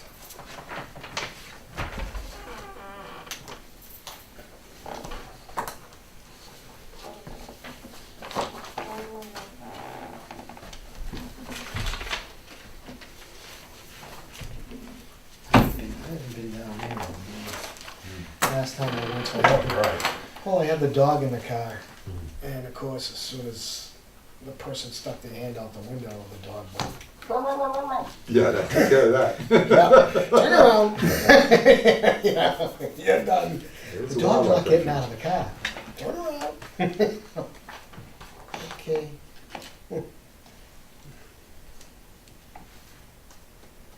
That's okay. They can be very, very exceedingly strict Yeah, they are. out there. There was a I have little- one friend that stepped off 10 or 15 feet off the road to look at an owl perched in a tree and earned $100 and some odd dollar Really? ticket for it. Yeah. When I was in school, we did a beach transect out there, the geology team, and they were eyeballing us left and right. We had strict rules, all single line, stay on the boardwalks, don't, go 50 feet to the beach, then you can spread out. It's like, it's a pretty place, but it's like Nazi Germany. they'd say On that's the why other it's- hand, it is a fragile environment. And that's I mean, why it's you can good see place. where Yeah. people have gone off the boardwalk, and you can see it for months, Yeah, yeah, months, until there's finally a real good storm storm, that disturbs back off of the primary dunes. So I can understand. I mean, they had a very good year with plovers fledging though. I think 50 some odd wow. plovers fledged. So, but that also kept all the beaches closed Yeah. until just a short time ago. Yeah, yeah. Unfortunately, it wasn't a good beach weather one summer. No, it wasn't that hot. So that's last weekend. Yeah, right, it's been last, If you want an example of why not to 3 go to the weeks. beach on a weekend? I mean, in a storm. Yeah. Okay. All right, well, what we have left is permits and enforcement and review of the CR. It's now 45 minutes after the CR, so I think we can conclude that Mr. Santomena is not intending to appear today. Which is not a completely irrational thing for him to do. This has been, my understanding of the current status of this is that you've received approval to forward this to Judy Pickett. Yes, and that has already occurred. Okay, and have you received any comments from Ms. Pickett? Yes, Okay. but because of the lateness that we received Right. this, I did specifically tell her that really we weren't going to really get into this until September 30th, Right. which I think is our next meeting. Why is that? Yes. Well, she really. Well, wouldn't have had because time we to look only at it. received this basically two Yeah, office days before, right. well, maybe three, but we didn't get I this. think it was last Monday, because you gave it to me when I was in to sign a few things. So it wasn't enough. I've got time it for- stamped received for Thursday, the 28th Oh, okay. So. of August. Didn't start, but you don't work on Friday, Saturday, No. or Sunday, so it Well, didn't exactly, circulate so until that's why, Monday. then with the holidays. Right. So, I mean, there just wasn't. Oh, yes, right. So anyway, that was the reason that clearly Attorney Pickett was not gonna have time to complete a review. Well, and also, yeah, Maybe why Mr. Cinnamon is not. She needs to. she's on limited duty right now anyway, Is because she? a little while ago she suffered a stroke. Oh, geez, really? Judy Yeah, Pickett. yes. How old is she? So, I don't honestly know that. Too bad. She's not young, but But still. But it wasn't bad, and she's having a good recovery. So yes, as well as, there was a meeting with the selectmen's committee on the Girl Scout property, so that's when this kind of got introduced, and I also had an opportunity to talk to the selectmen about it. And so I certainly encourage you, I've provided you all with hard copies of it, to look at it.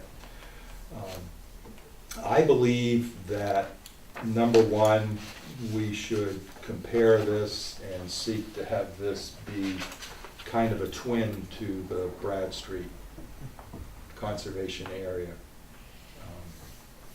CR that we had just gone through a session with Massachusetts Audubon. I've already picked up on a couple of things, and I was glancing at the proposed Brad Street CR today, and noticed that there's some things that I believe would actually make the Greenbelt draft CR much better.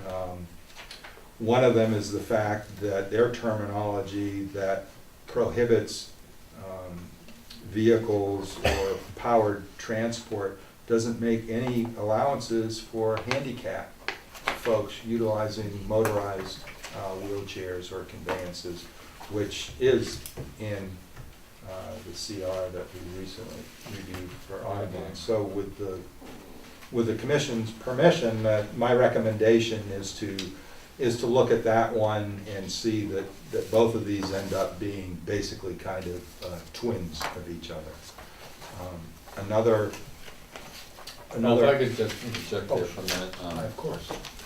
Generally, I don't have a problem with that, but if these two properties are different, and particularly the area of the 20 acres, including the buildings on the Girl Scout camp, aren't really consistent with anything on the Brad Street stuff, except possibly the historical property that was sold off. But so I don't think there are things that where they need to be different. I think. Oh, well, and absolutely, and you have to understand though, in a CR, that is handled kind of differently. With a CR, you start with a broad, encompassing description of prohibited acts and uses and allowed acts and uses. And then you get into a section where you provide exceptions. And that's where the community garden portion is for the Brad Street CR. And on the, if I'm gonna, I don't know, we need to have a better term than the Girl Scout property. So but we'll work on that later on. But anyway, that's where the camp business will be accomplished. And that's a subset, and that's like we saw on the golf course CR, you get into this section where you basically say there's all these exceptions or exemptions to the prohibited acts and uses, but it's a subset after you've already set out holistically the protection for the whole property. And the other thing that I got feedback from the two selectmen on the committee about, which I hope you would also support, is my recommendation that we incorporate the ability for prescriptive forestry operations. I think the acreage of this purchase, the acreage of forested acreage on the Girl Scout property makes it imperative that we allow ourselves the possibility for considering in the future the possibility of either selective or prescriptive harvesting or cutting of the forest to manage it for health, for age diversity, and not just to respond to invasive insects, fire, or something of that nature. Which is how a lot of these CRs are normally set up. Although, again, we did incorporate with discussions with Mass Audubon, and so, again, that's why I was kind of looking at the Brad Street CR and wanting to sort of use it because we had discussed the options in there, and it provides an option for being able to have forestry occur there without it just being driven by invasive species, fire. Do you have that section in front of you? Actually, I do. Do you mind reading it, please? Doesn't ring a bell. In exceptions to otherwise prohibited acts and uses, it says forestry and vegetation removal in accordance with best management practices. A, selective pruning and cutting of trees and other vegetation to control or remove hazards, invasive species, or damage caused by disease, insects, or fire, or to preserve the present condition of the premises, including woods, roads, and trails, and B, following notice to the grantee, the cutting of trees for any non-commercial purpose in accordance with a plan prepared by an appropriate natural resources professional and approved by the grantee, that is designed to protect the conservation values of the premises, including without limitation, wildlife habitat, water quality, and scenic values. Thank you. This doesn't mean that one is necessarily planning and cementing that you would have to do that in the Right. future, but it would allow you to consider such things, because once we get out there and take a look at the woods, it would probably be advisable if we start seeing where you're getting certain age classes, like only mature age trees, lack of saplings, and a diverse understory coming up, that you might want to engage in some selective cutting or creating small openings to, the terminology, because I'm a forester, is increase stand, age, and species diversity. That also Promote usually growth. contributes to wildlife habitat, because wildlife usually responds to the creation of openings, and it actually, in many cases, duplicates natural storm occurrences Right. that do that anyway. Any such proposal like that would have to be approved by the grantee anyway. Right, right, So we both have to be in agreement on it. Yep. right.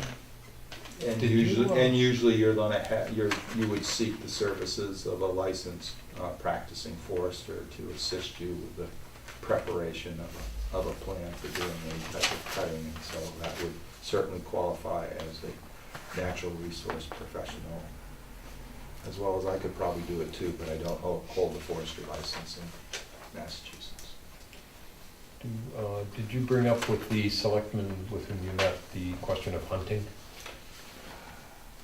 Yes, I did actually ask them about hunting.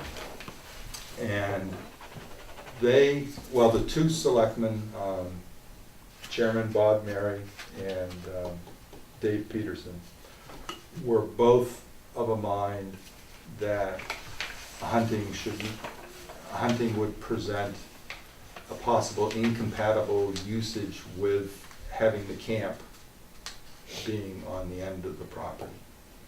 You mean like the recreational, the users of the camp property?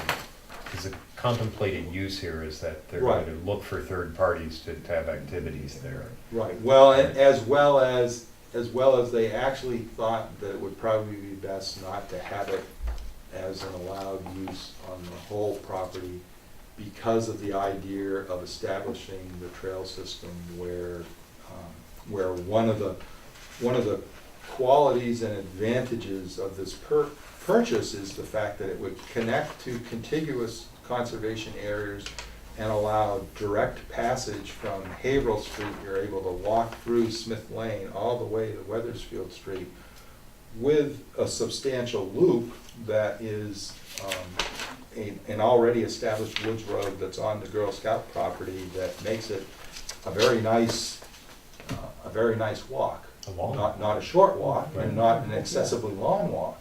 Right. Yep.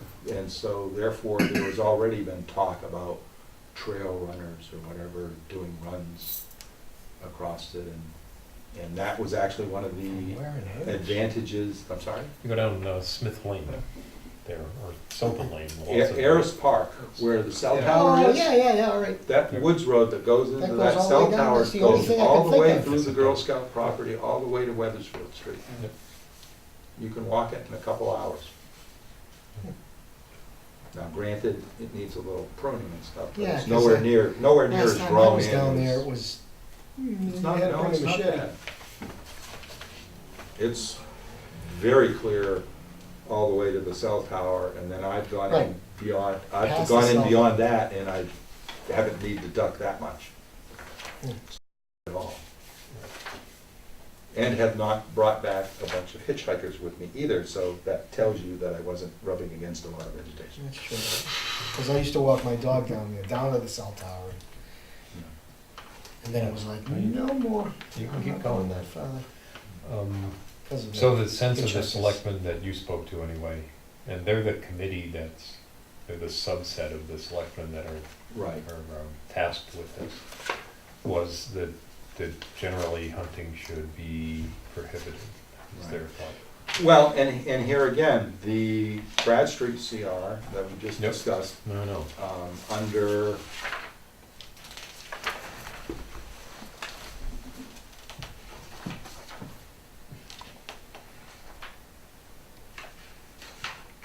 under prohibited acts and uses, which is the first section, has number 12, hunting and trapping, except as may be permitted by the grantee under special circumstances for ecosystem protection and wildlife management purposes.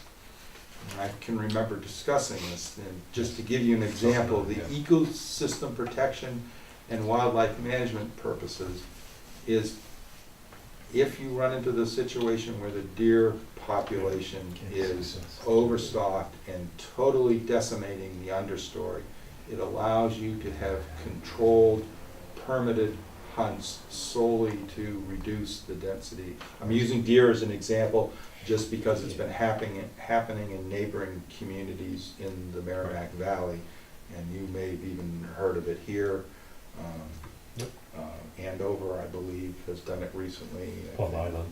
Westbury. Face it. Yes, and Plum Island does it. They're a little bit different situation where they're on an island and they really do have a captive But it's the same population basic there, so. problem. But yeah. The deer get out of hand. Yeah. Right. I think we gave a lot of thought to that language on the Brad Street property, and I Right. think my sense from what you said is that that's what the selectmen would be looking for again, that kind of language. I see that sort of thing, hunting and so forth, as very much policy.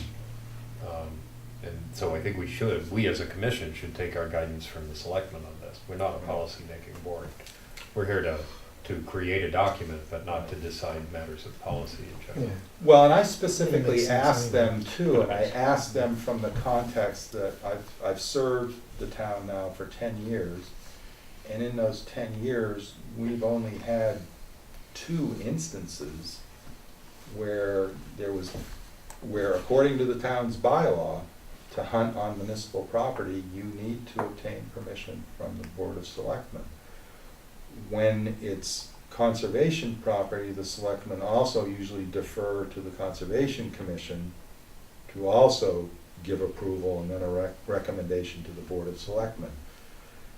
We've had one instance, and that was kind of a backwards instance, where I inadvertently discovered both a tree stand and a blind set up on conservation land off of Hillside Street.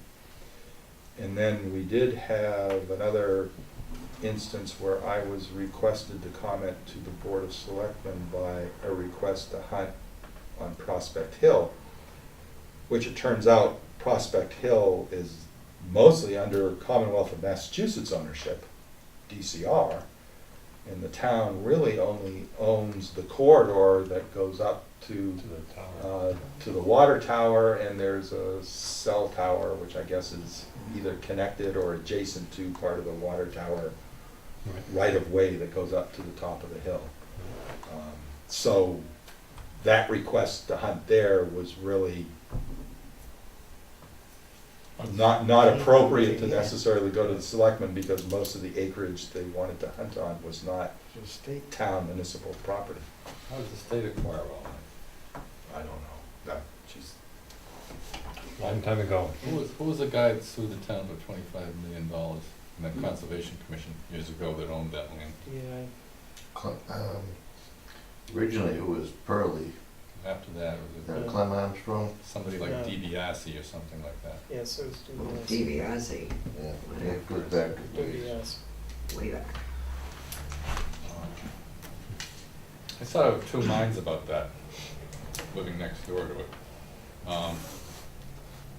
As I was coming out to the meeting today, the field right across the street from the stable had 8 deer in it, about 3 of which were fawns. And that's a lot, that's about 5 more than there have been last year. So I'd be glad to see those gotten rid of. On the other hand, I don't like the idea of shooting around there, and there's Right. property all along Weathersfield Street, and it's gonna wind up being a big development on the other side when the property gets sold there. But anyway, other than that, just. Well, that's why. Well, I It's a I possibility. initiated the question to the selectmen Yeah. because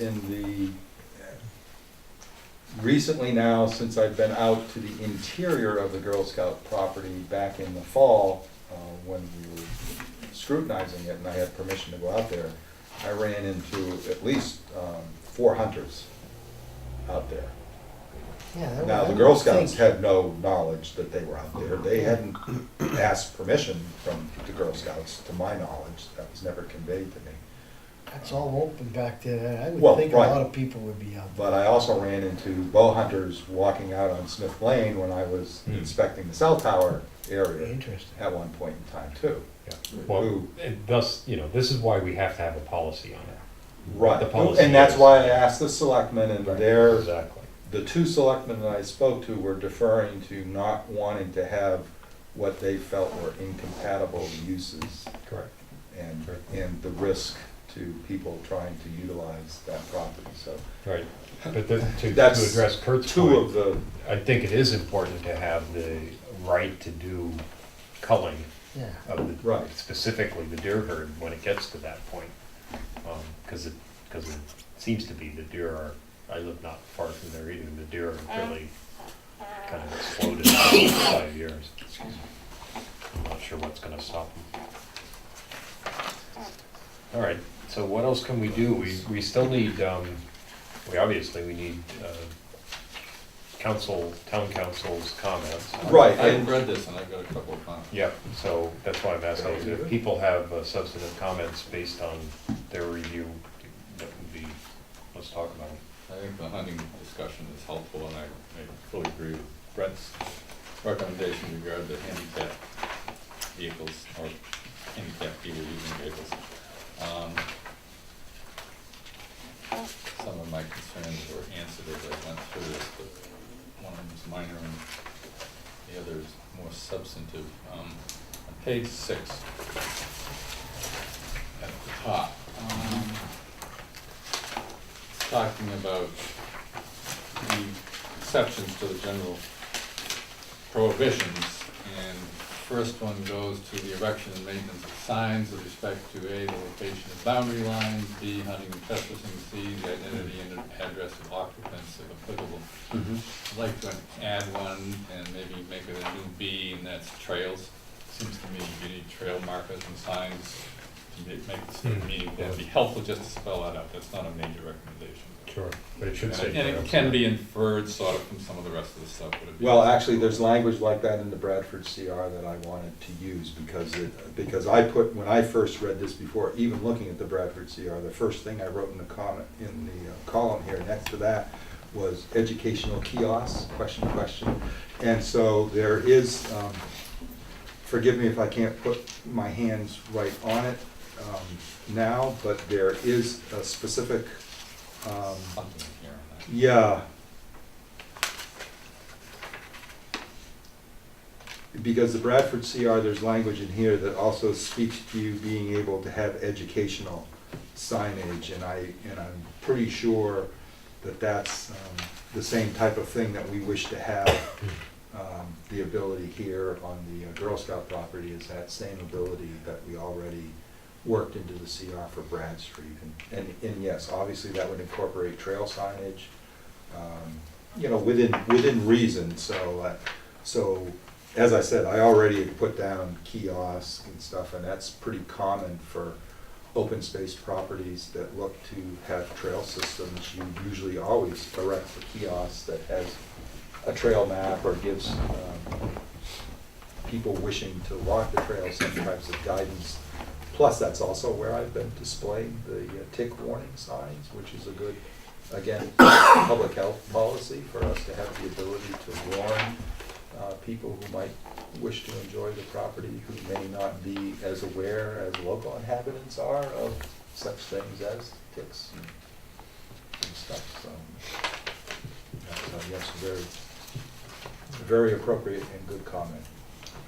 The other area where we got a comment, and this is making this comment as a member of the Community Preservation Act Committee, and that's on page 12, in section 8, extinguishment clause on our section, and talking about if it's extinguished for any reason by court order or judicial proceeding, the grantor and grantee shall be reimbursed from the proceeds once recovered for the respective share of reasonable legal expenses of any associated with recovery of such proceeds. In the next sentence, the remaining balance of the proceeds shall be deposited into grantor's community preservation fund for the purchase of open space in accordance with Chapter 44B of the general laws. I'm not exactly sure what 44B of the general laws is, but maybe it's the Community Preservation Act thing, I don't know. But I think the sentence should read better. That should be deposited into the grantor's community preservation fund in accordance with its purposes as specified under whatever the general statute is. The Community Preservation Act funds can go to open space, historic resources, recreational land, and community housing. And any monies that come back to the town with regard to any of the grants that we make have to come back into our general fund, so to speak. And this is an attempt to restrict it to only one of the statutory purposes, and I think it's an end run and a modification, not by statute, of something that is, and it's admirable in terms of what they say, and funds may well be used for that in the future, but I don't think it's appropriate to be restricted to this extent in here. So you would just I take don't- out the last, I have after a the words community feeling- preservation fund? I have a feeling the town council is gonna be weighing in on this and haven't quite gotten there yet, Well, because Please one of her convey few, to her my one of her few concerns. comments to me, well, she focuses in on the section just before that, it starts on page 11 and then goes to page 12, and it's section, is that 8C, subsequent transfers. She said, this is the email she said to me, she says, "The town cannot divest itself in whole or in part of the property without the votes of town meeting, and Article 97 diversion requiring legislative approval," and so on and so on. Yeah. This section is outdated and quaint at best, and misleading to all parties. Quaint at best. All right, yeah. So Obviously, right. So I don't think she's quite gotten to the extinguishment section here yet, but, yeah, in fact, I'm not even sure. Here again, I have a feeling that we're gonna be hearing from town council about these things, because I think you are very, very appropriately focusing in on something in here that it seems we may not, we may need to rely on town council's input, because it may be making some substantive changes to the latter portion of this document, which It'll be helpful appears if to you be could- outdated. If you could clue her into as to that general thought on that Yeah. extinguishment clause, so I that will. we don't have to go back to it again in case she misses it. Oh, yeah.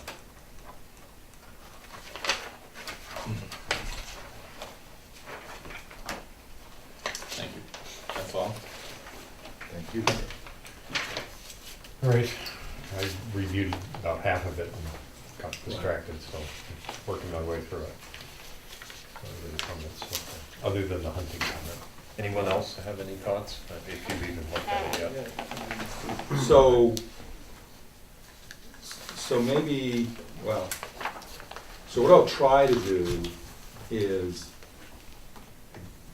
go back to the Brad Street CR and move appropriate sections of that into this proposed Girl Scout one.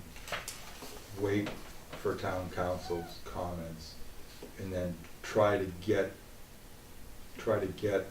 both our commentaries, some kind of draft to you with enough advance, hopefully maybe a week before the next meeting. And then you can kind of see if we haven't zeroed in on those things that have come to light right now, and if maybe that doesn't also change some of these more in-depth substantive things, so that we have a better, something better for you to kind of look at. I guess what I'm saying is I think it may be kind of rough and definitely needs some polishing, so I'm not sure to tell you to really dive right into it right now. Because we may be reviewing a different document. Yeah, because we may be. Okay, fair enough. So, should we, what's a realistic date? What's our next meeting? Well, the next meeting is the 30th, and Judy Pickett seems to indicate that that should be fine for her. Well, these things tend to take forever, so I Yeah. prefer And not like- to just put it off too much. You know, Right. keep it on Well, the right, front well, I burner don't, as much as we yeah, can. and again, I mean, I'm also kind of thinking that since we'd already reviewed and had town council look at the proposed Brad Street one, that any language and stuff that I shift over to this Probably fine. should be appropriate and hopefully capture the essence. And hopefully Judy will be doing the same thing. Right. She'll be saying, don't use that paragraph, use this one instead, Yeah. right out of this here, other And one. I haven't actually told her that I was going to Yeah. borrow from the Brad Street one, but I will share that with her quickly, because it seems to make the most sense, I think. Brad Street one has been approved by the state? No, it's undergoing state review now, we haven't heard anything. It's been into the state since June. That's a bit problematic. Yeah. Well, Well, if they bounce some portion of it, we'll just amend this one too. Right. but, I guess. I can't understate, again, I've worked with Judy Pickett a lot on these and learned substantially from her. She is very knowledgeable about conservation restrictions Yeah. and, Seems And like let the state accept, right. so just in saying that, I'm not saying that that doesn't mean that she isn't infallible and that the state might not tweak some of the things or whatever, but. It'll probably be minimal. But it's yes. worthwhile for our review and her review to occur before submittal to the state. I think it keeps the state from getting too concerned that we don't know what the heck we're doing. on these things. Not that I have any clue about that, but I will actually check with Bob Ford at Mass Audubon and see whether he's checked with the state.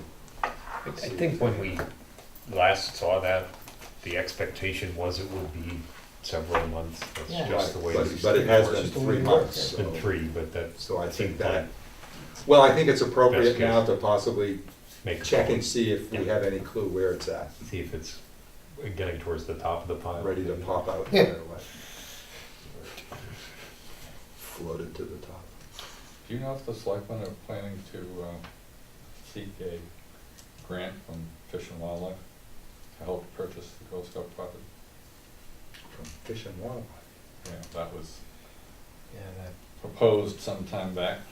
right. Well, I gave you a letter tonight where we've actually withdrawn Yeah. The from land? the land grant Yeah. application from the Division of Conservation Services. That does Fish and Wildlife come under them?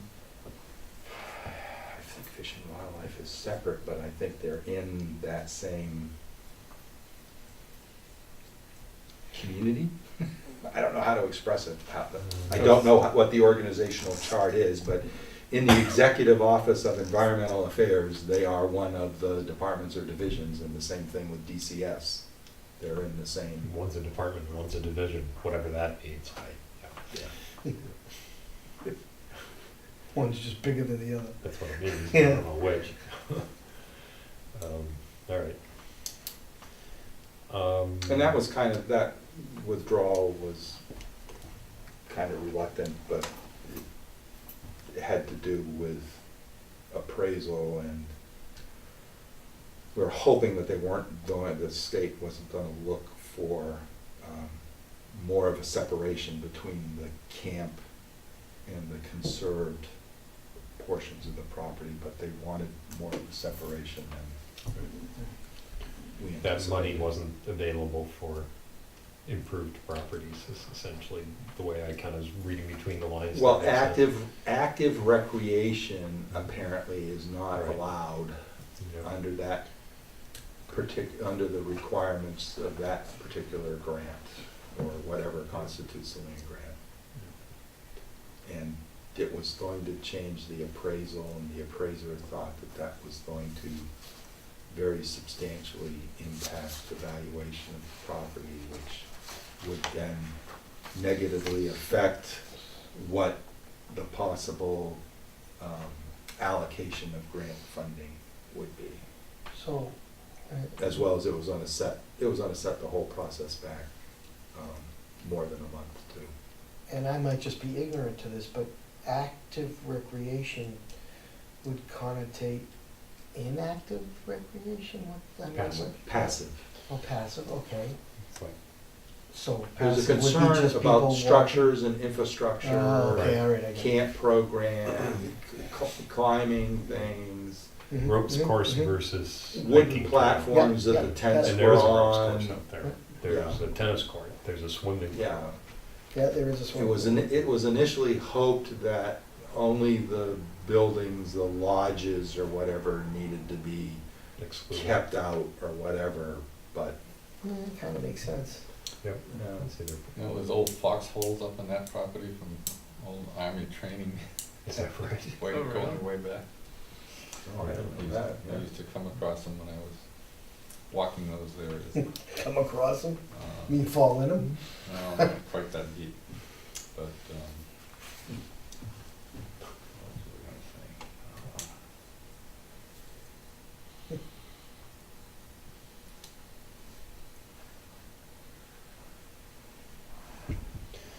say? All right, any other comments on the CR for the moment? So I guess I just need a motion to continue the discussion and review of this to September 30th, our next meeting, Yes. pending receipt of town council comments. So, So there's a motion to continue it and a second? Second? All in favor? Aye. Aye, and motion carries. Okay. We can also conclude at this point that Mr. Sabatini and Mr. DeRosa are not gonna come tonight. So I think I would interpret that email as therefore being a request to continue. Oh, yeah, they specifically did Yeah. that, but they want to get into this field management. Well, I know, but, so we'll interpret it that way, and I'd look for a motion to continue this to September 30th, but they continue, I mean, this was sort of Brent's and my decision, but I just sort of see if you all concur. They continue to want to combine the discussion of the field mowing and maintenance with the discussion of the enforcement order. And Brent and I tend to see those as two very separate deals. That I realize that Mr. DeRosa is trying to help him with both of them, and I want him to be efficient in that regard. But, you know, the one just doesn't affect the other. And my feeling is that we're just gonna get in a position where we're kind of trading considerations in one for considerations in the other. Don't do this in the enforcement order, and we'll do this in the field mowing, or vice versa, and they're not, they really aren't the same thing.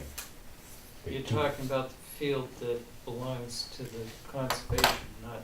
Right, Correct. yeah. And Mr. Sabatini, apparently, somebody, I presume it's him, has been mowing that.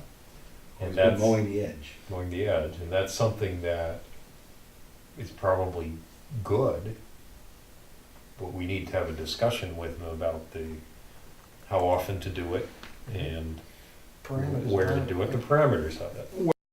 Okay, let's, yeah, see, And and that this discussion- is where this thing starts getting confusion, so just, if I may. Yeah, please. We issued an enforcement order May 27th, 2014. We required a restoration plan. We had requested that that be filed with the commission for review. That has to August- do with the pond, right? Yes. Yeah. And nothing to do with. Oh, I'm mowing the sorry. field. Nothing to do with No. mowing. Cutting and removal of woody shrubs and ground cover vegetation, parentheses, altering approximately 1,900 square feet of combined bordering vegetated wetlands and 100-foot buffer zone to bordering vegetated wetlands within the Bradstreet Farm Conservation Area. Yeah, and so we received a submittal like on August 1st of a proposed restoration plan, and subsequently, it finally had a site visit, and met with Mr. Sabatini and Mike DeRosa, where we talked about a few, not substantive, but a few revisions to the proposed restoration plan. There was a lot of discussion in the restoration plan about the invasive species. There was a lot of concern that invasive species would just take over the area that was proposed to be restored. And Mr. DeRosa's plan had mentioned and incorporated steps to suppress, if not try to remove, the invasives from the area to be restored. It came up within that discussion, as well as Mr. Sabatini's concern, that after the restoration plan was done, things would just get overwhelmed again. There was discussion about the fields and how, if the entire field wasn't cut on at least an annual basis or maybe every 2 years, that invasives would work their way into the field, as well as woody stem vegetation and stuff. But that is not part of the enforcement order. Or the restoration So we're- plan. So we've moved out of the first typical planting time of year. We're in now the second recommended planting time of year, and we have not got, for review and approval, a revised restoration plan, nor therefore have we had any discussion with Mr. Sabatini about when it's going to be implemented. Instead, we're having this is a second request that I've gotten about arranging a visit with Commissioner Page and myself to go out and discuss field management. Now, I don't know whether I'm taking too much of a lead here, but let me just say what I responded to that. I said, thanks for your email. The morning of a meeting is pretty short notice. This is in regards to their request for a continuance.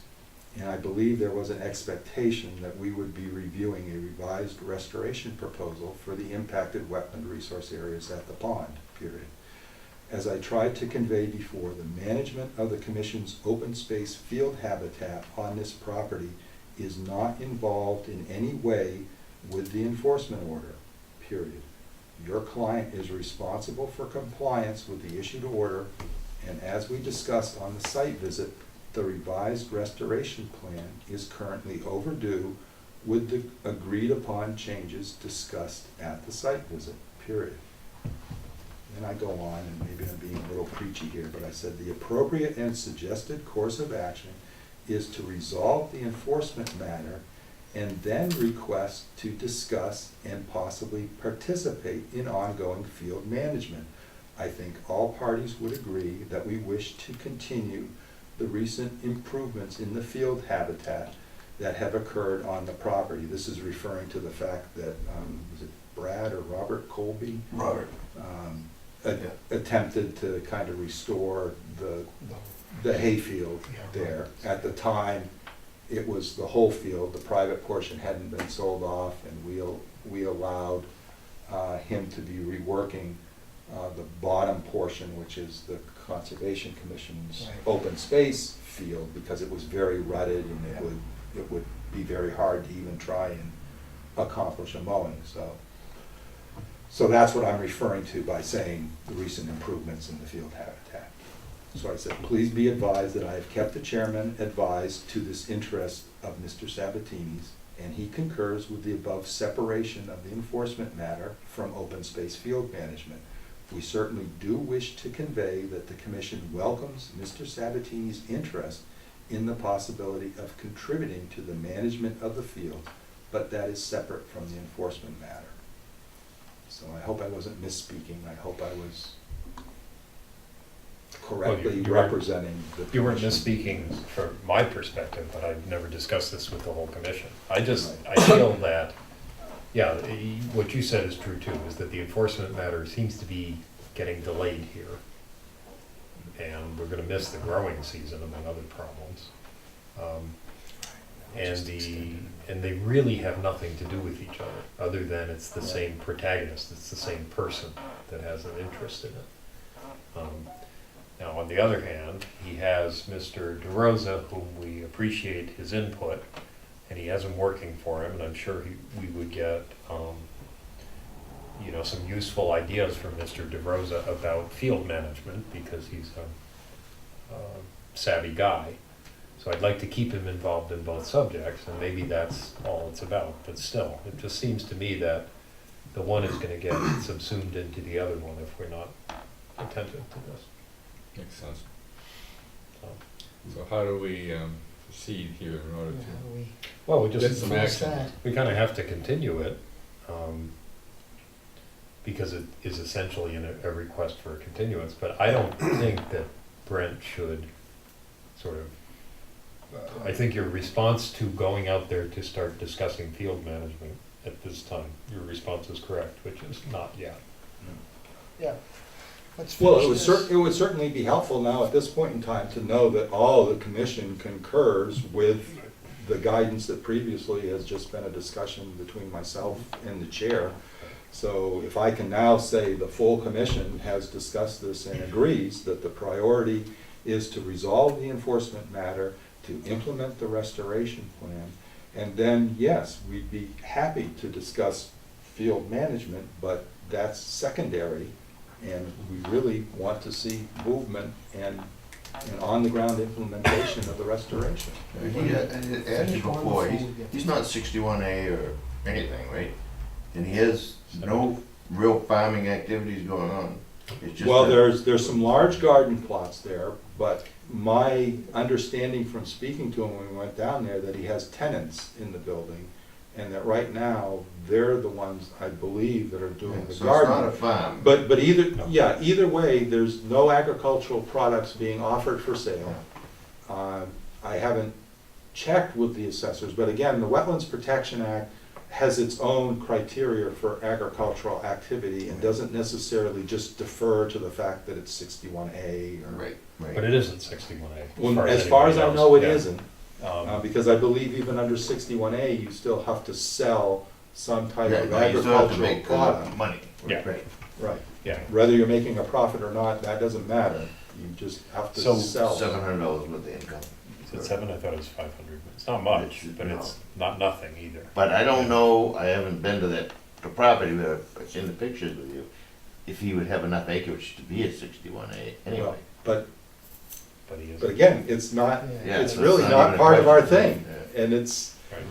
and again, this clearing of the area around the pond was not associated with any type of activity that you could even say had to do with growing or production of a crop or livestock. It was, as near as I can tell, it was solely aesthetic. Well, not And even for his recreationally, put in a beach and. Desire to, boat yeah, there. to paddle, Yeah. paddle his There's a little kayak kayak Yeah, it was a around resort. in the pond. Right. Well, when does this second growing season end roughly? At the first End of hard frost. September, I think. Well, I think right now to the end of September is the other time of year when nurseries talk about recommending you planting get stuff. stuff in the ground. Yeah. Well, it depends on. Depends on, Yeah, it depends depends on on what when the the rain is. hard frost comes, so it could be later, but yeah. Well, what I'm Get frost leading in late towards October. is, should we not include in our communication to him that we want a response and action by a certain date, or fines would be considered under the enforcement order? You could certainly, well, I mean, you've got an outstanding enforcement order, you could certainly Except- consider that. Hmm. Except he can't very well execute his restoration plan until we approve it. Right. Well, that's true, but if that means He's it's gotta- off. But it's all in his consultant's control. It's, again, we had the discussion, there's a pre-existing document that only needed to have a few revisions made to it. And again, I don't know why there is now all of a sudden this reluctance to make those final edits and submit it and get on with things. Well, that's the other thing, is even if we weren't reluctant to link the two, they requested this morning that you come out to there, I guess today, Well, this is a to second discuss. request. Yeah, and you can't do that, that is really short notice. Well, there wasn't an expectation to actually meet them, they just wanted an appointment to be made. No, and that's I'm- right. And Yeah, okay. I'm still trying to keep those Yeah, two right. things as well as I don't think it's fair to Commissioner Page, just because I mentioned that he would be someone that I would feel comfortable and knew had experience in the type of activities that might be required for doing field management, doesn't necessarily mean that all of a sudden he's a required participant in this, because he needs to say whether he wants to get involved with me in going out and looking at that or not. It's not a requirement of being on this board. I said, because I'm in town enough, you know, you give me a Right. couple hours, I can go down. Right. But the whole thing, that I just can't, I'm trying to pick, I don't really know him, and I'm trying to picture what he's trying to do down there. I don't know, but it's technically, well,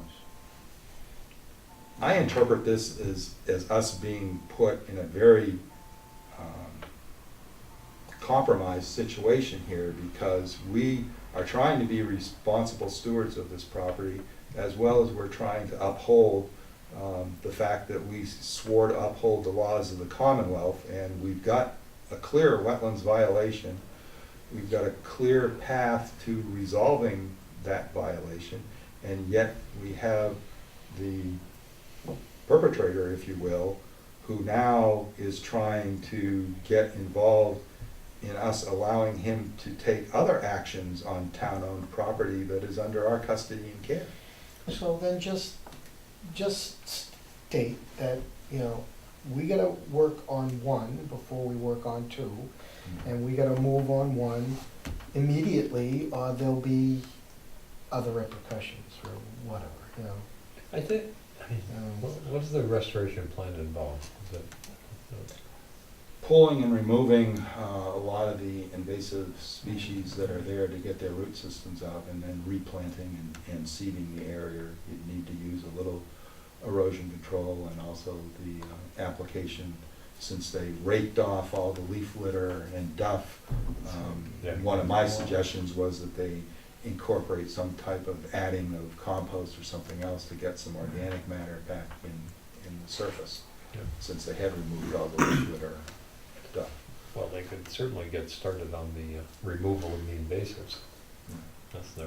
Oh, That's never wrong. yeah, but What about the sand? But I haven't got a plan to Yeah. say, yeah, this is approved, go ahead. I know. So that's, So if you would, I mean, I can certainly convey to them that, let's see, we're only at the 9th. So I guess lots of times we tell people, 14 days to do things. Maybe I should tell them that in approximately 14 days, the commission requires the submittal of the revised restoration plan, so we can approve that, and then we'd like to see, And we'll see you on September 30th. implementation within 10 days after that. Yeah. And, Makes sense. I mean, I don't know what else to say at this point in time, except to That's start exactly drawing what to lines in say. the sand and saying, okay, Right, get it done. Yep. Now that you've concurred that right. there is no marriage between field maintenance and this violation. All right, let's do that. Yeah. Okay.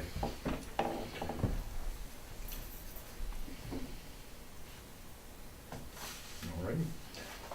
That brings us to stormwater notice of violation. I was drawing a blank on this. Carl Sear. Oh, this is the big road.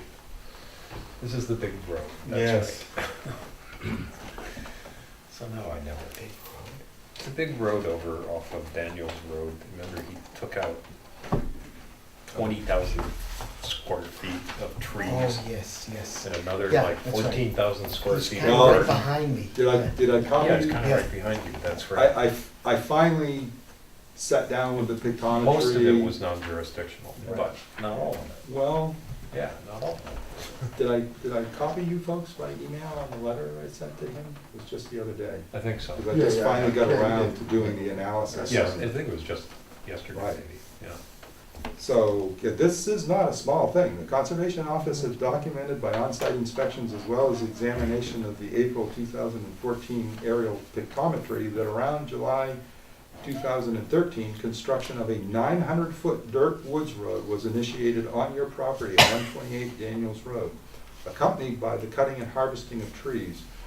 Records contained in our office and subsequent visits with permission confirmed that earth disturbance and tree clearing occurred amounting to 22,000 square feet associated with the dirt woods road and 26,000 square feet approximate associated with the tree cutting for future creation of a garden and establishment of a lawn. Yeah.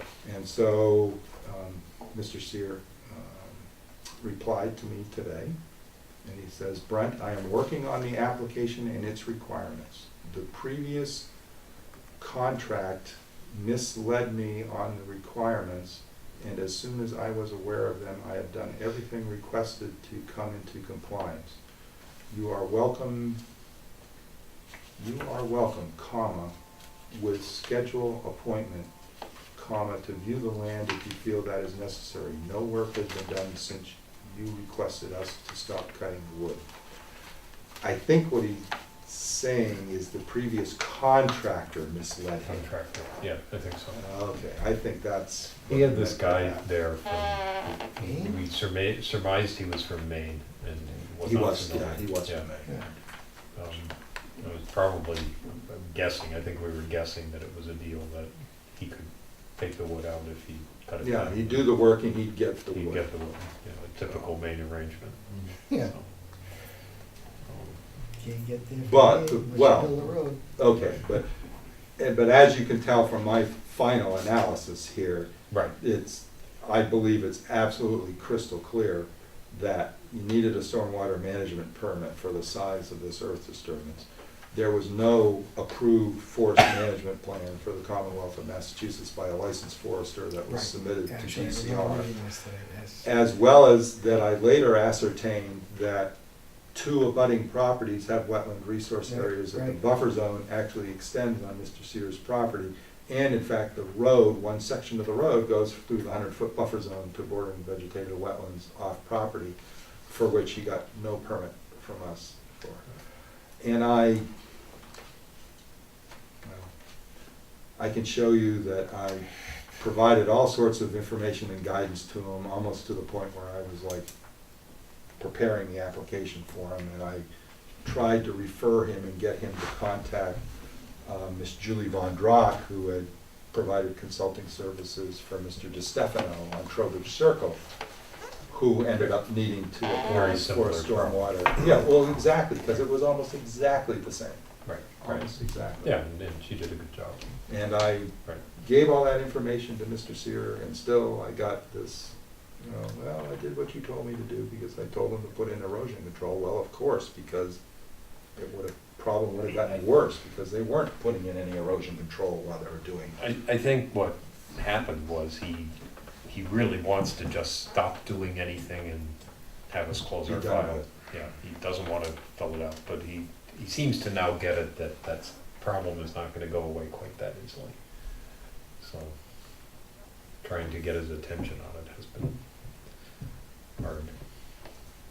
It's not that hard an application to fill out. No, there's a clear path to resolution, and yes, it will cost you some money, but you know what, in the end, it would get It's a things lot resolved. less, yeah. Well, I mean, I don't know, he has only received a notice of violation, under the stormwater bylaw from us. So I haven't actually sent him Yeah. a stormwater enforcement order that starts talking about the fineage liabilities, so. But he did put in the. But he's, erosion yeah, control, also and- been very, And there isn't any responsive. ongoing environmental damage that anyone would know Correct. about. So, it is stable from all you told me, stable enough. Yeah. Reasonably stable. Yeah, because they did chip and did put in erosion control along the side slopes of the roadway. That's where the Right. problems would have been. I haven't been out there though. I assume that hopefully they're vegetated by now. All right, well, I guess we'll just keep monitoring it. It's gonna be a long-term project to get him to finish it up, Right. but Should I respond with,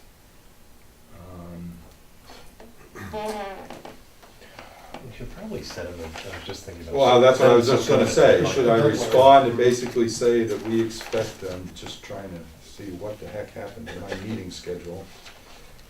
I have a feeling we were September using, 30th. we were using it October today. 21st. Yeah. Well, but what, so the submittal date for the September 30th meeting is probably something like the 15th. Yeah. So that might be a little tight. Today's the 9th, yeah, well, let's see, what would be So for the next should I one? maybe, the next the one 7th is of October, probably October 6th, maybe? 6th or 7th. Should I communicate with him and tell him that we expect to have received an application submittal by whatever the submittal deadline is for the second meeting? October October 21st. 21st. Yeah, that sounds, 21st. That's a good idea. yeah, yeah. Yeah. Just so that there is some deadline in front of him. Right. He's obviously a procrastinator on this subject. Well, I think he, well, Or something like that. Nonetheless. I have a feeling from some comment he made that he didn't come out on the best side of things with that woodcutter from Maine, so I don't know. Anyway, well, it's neither here nor there. Right. It's an activity that requires a permit, at least one permit, if not more than one. Right. But, Okay, let's do that. okay. All right, that's the end of the agenda. Anything else you need to bring up? Well, I do have one more comment for you. I was just informed yesterday that Mr. Blair of 887 Haverhill Street, who has the administrative consent order issued to him Oh, for yes. the large amount of wetlands violations at 887 Haverhill Street along Muddy Creek and the wetlands back there, the Muddy Brook, excuse me. He received notification from the building inspector dated July 30th that that running a septic installation business was not an allowed use in that particular zoning, in that section of Raleigh, and that it's not a customary home occupation, which apparently was what he was trying to convince Mr. Ward he was doing out there. So he has applied to the zoning board of appeals For a variance. for a variance. Okay. And so I wanted to seek the guidance of the commission if we wanted to comment on that.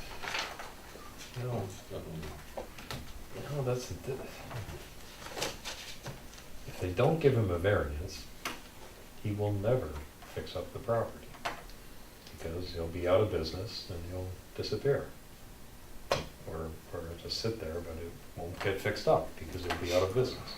On the other hand, I mean, I don't know what the zoning board should do with it, but I'm not sure we should be taking a position, because I just, again, just. yeah, the wanted most to- likely the most likely path to repair of the damage would be to let him continue to stay in business and repair it. Right. And not sure we want to, voice that position in writing to the zoning board, because it's really none of our business. It's up to them and their neighbors.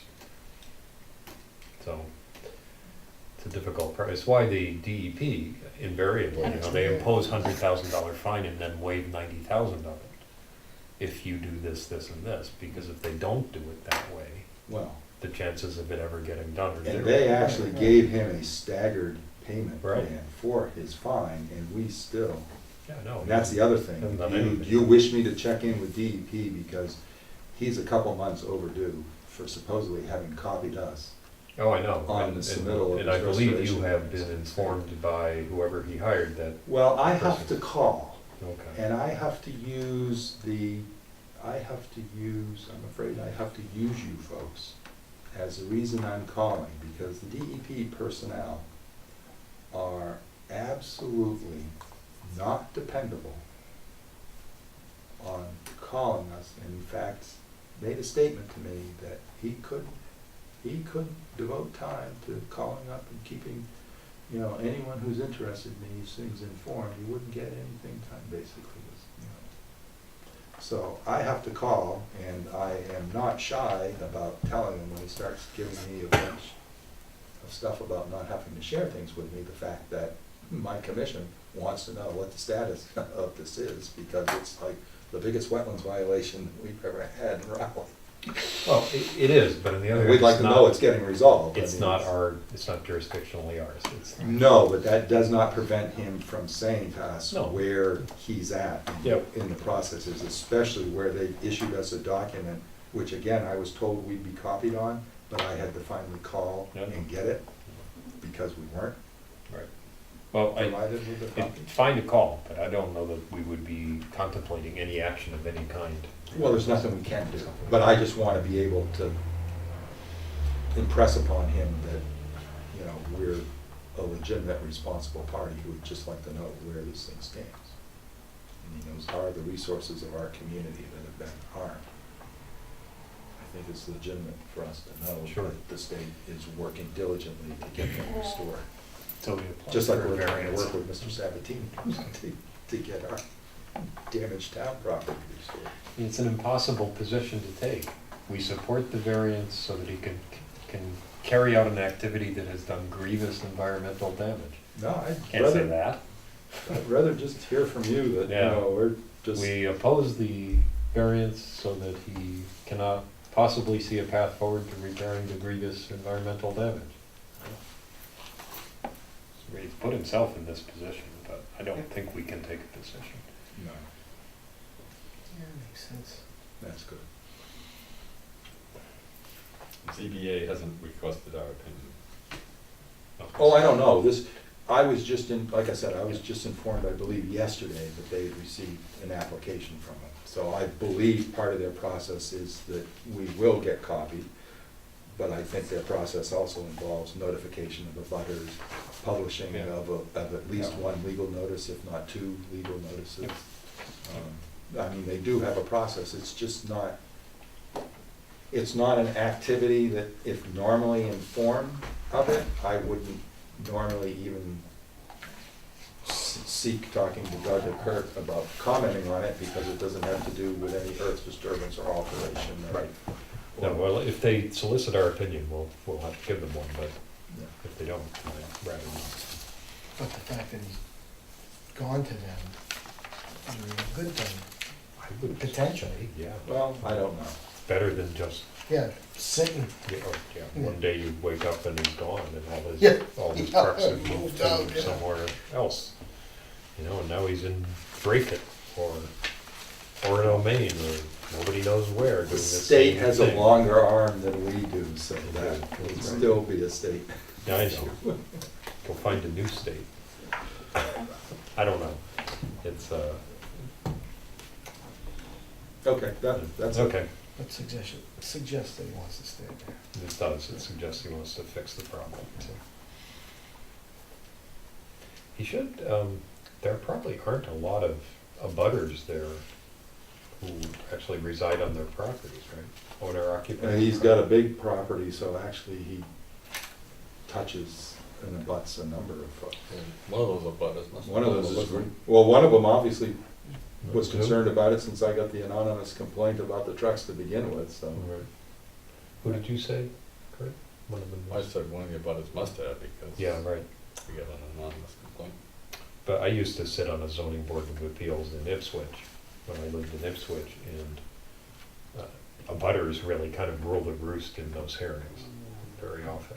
Is that we would let people do anything within reason if the neighborhood was in support, because it's the neighborhood that's going to be affected. But if the neighborhood showed up, especially more than a few of them, in opposition, the chances were very low that we do it. Sort of just the neighborhood referee in the John Lynn. So, he's not doing it in the middle of a residential development, so, because if he were, he would not have a chance, I don't think. Oh, okay, anything else? No? Anything else anyone else wants to bring up? Motion to adjourn? So moved. Is there a second? All in favor? Aye. All against? Motion carries.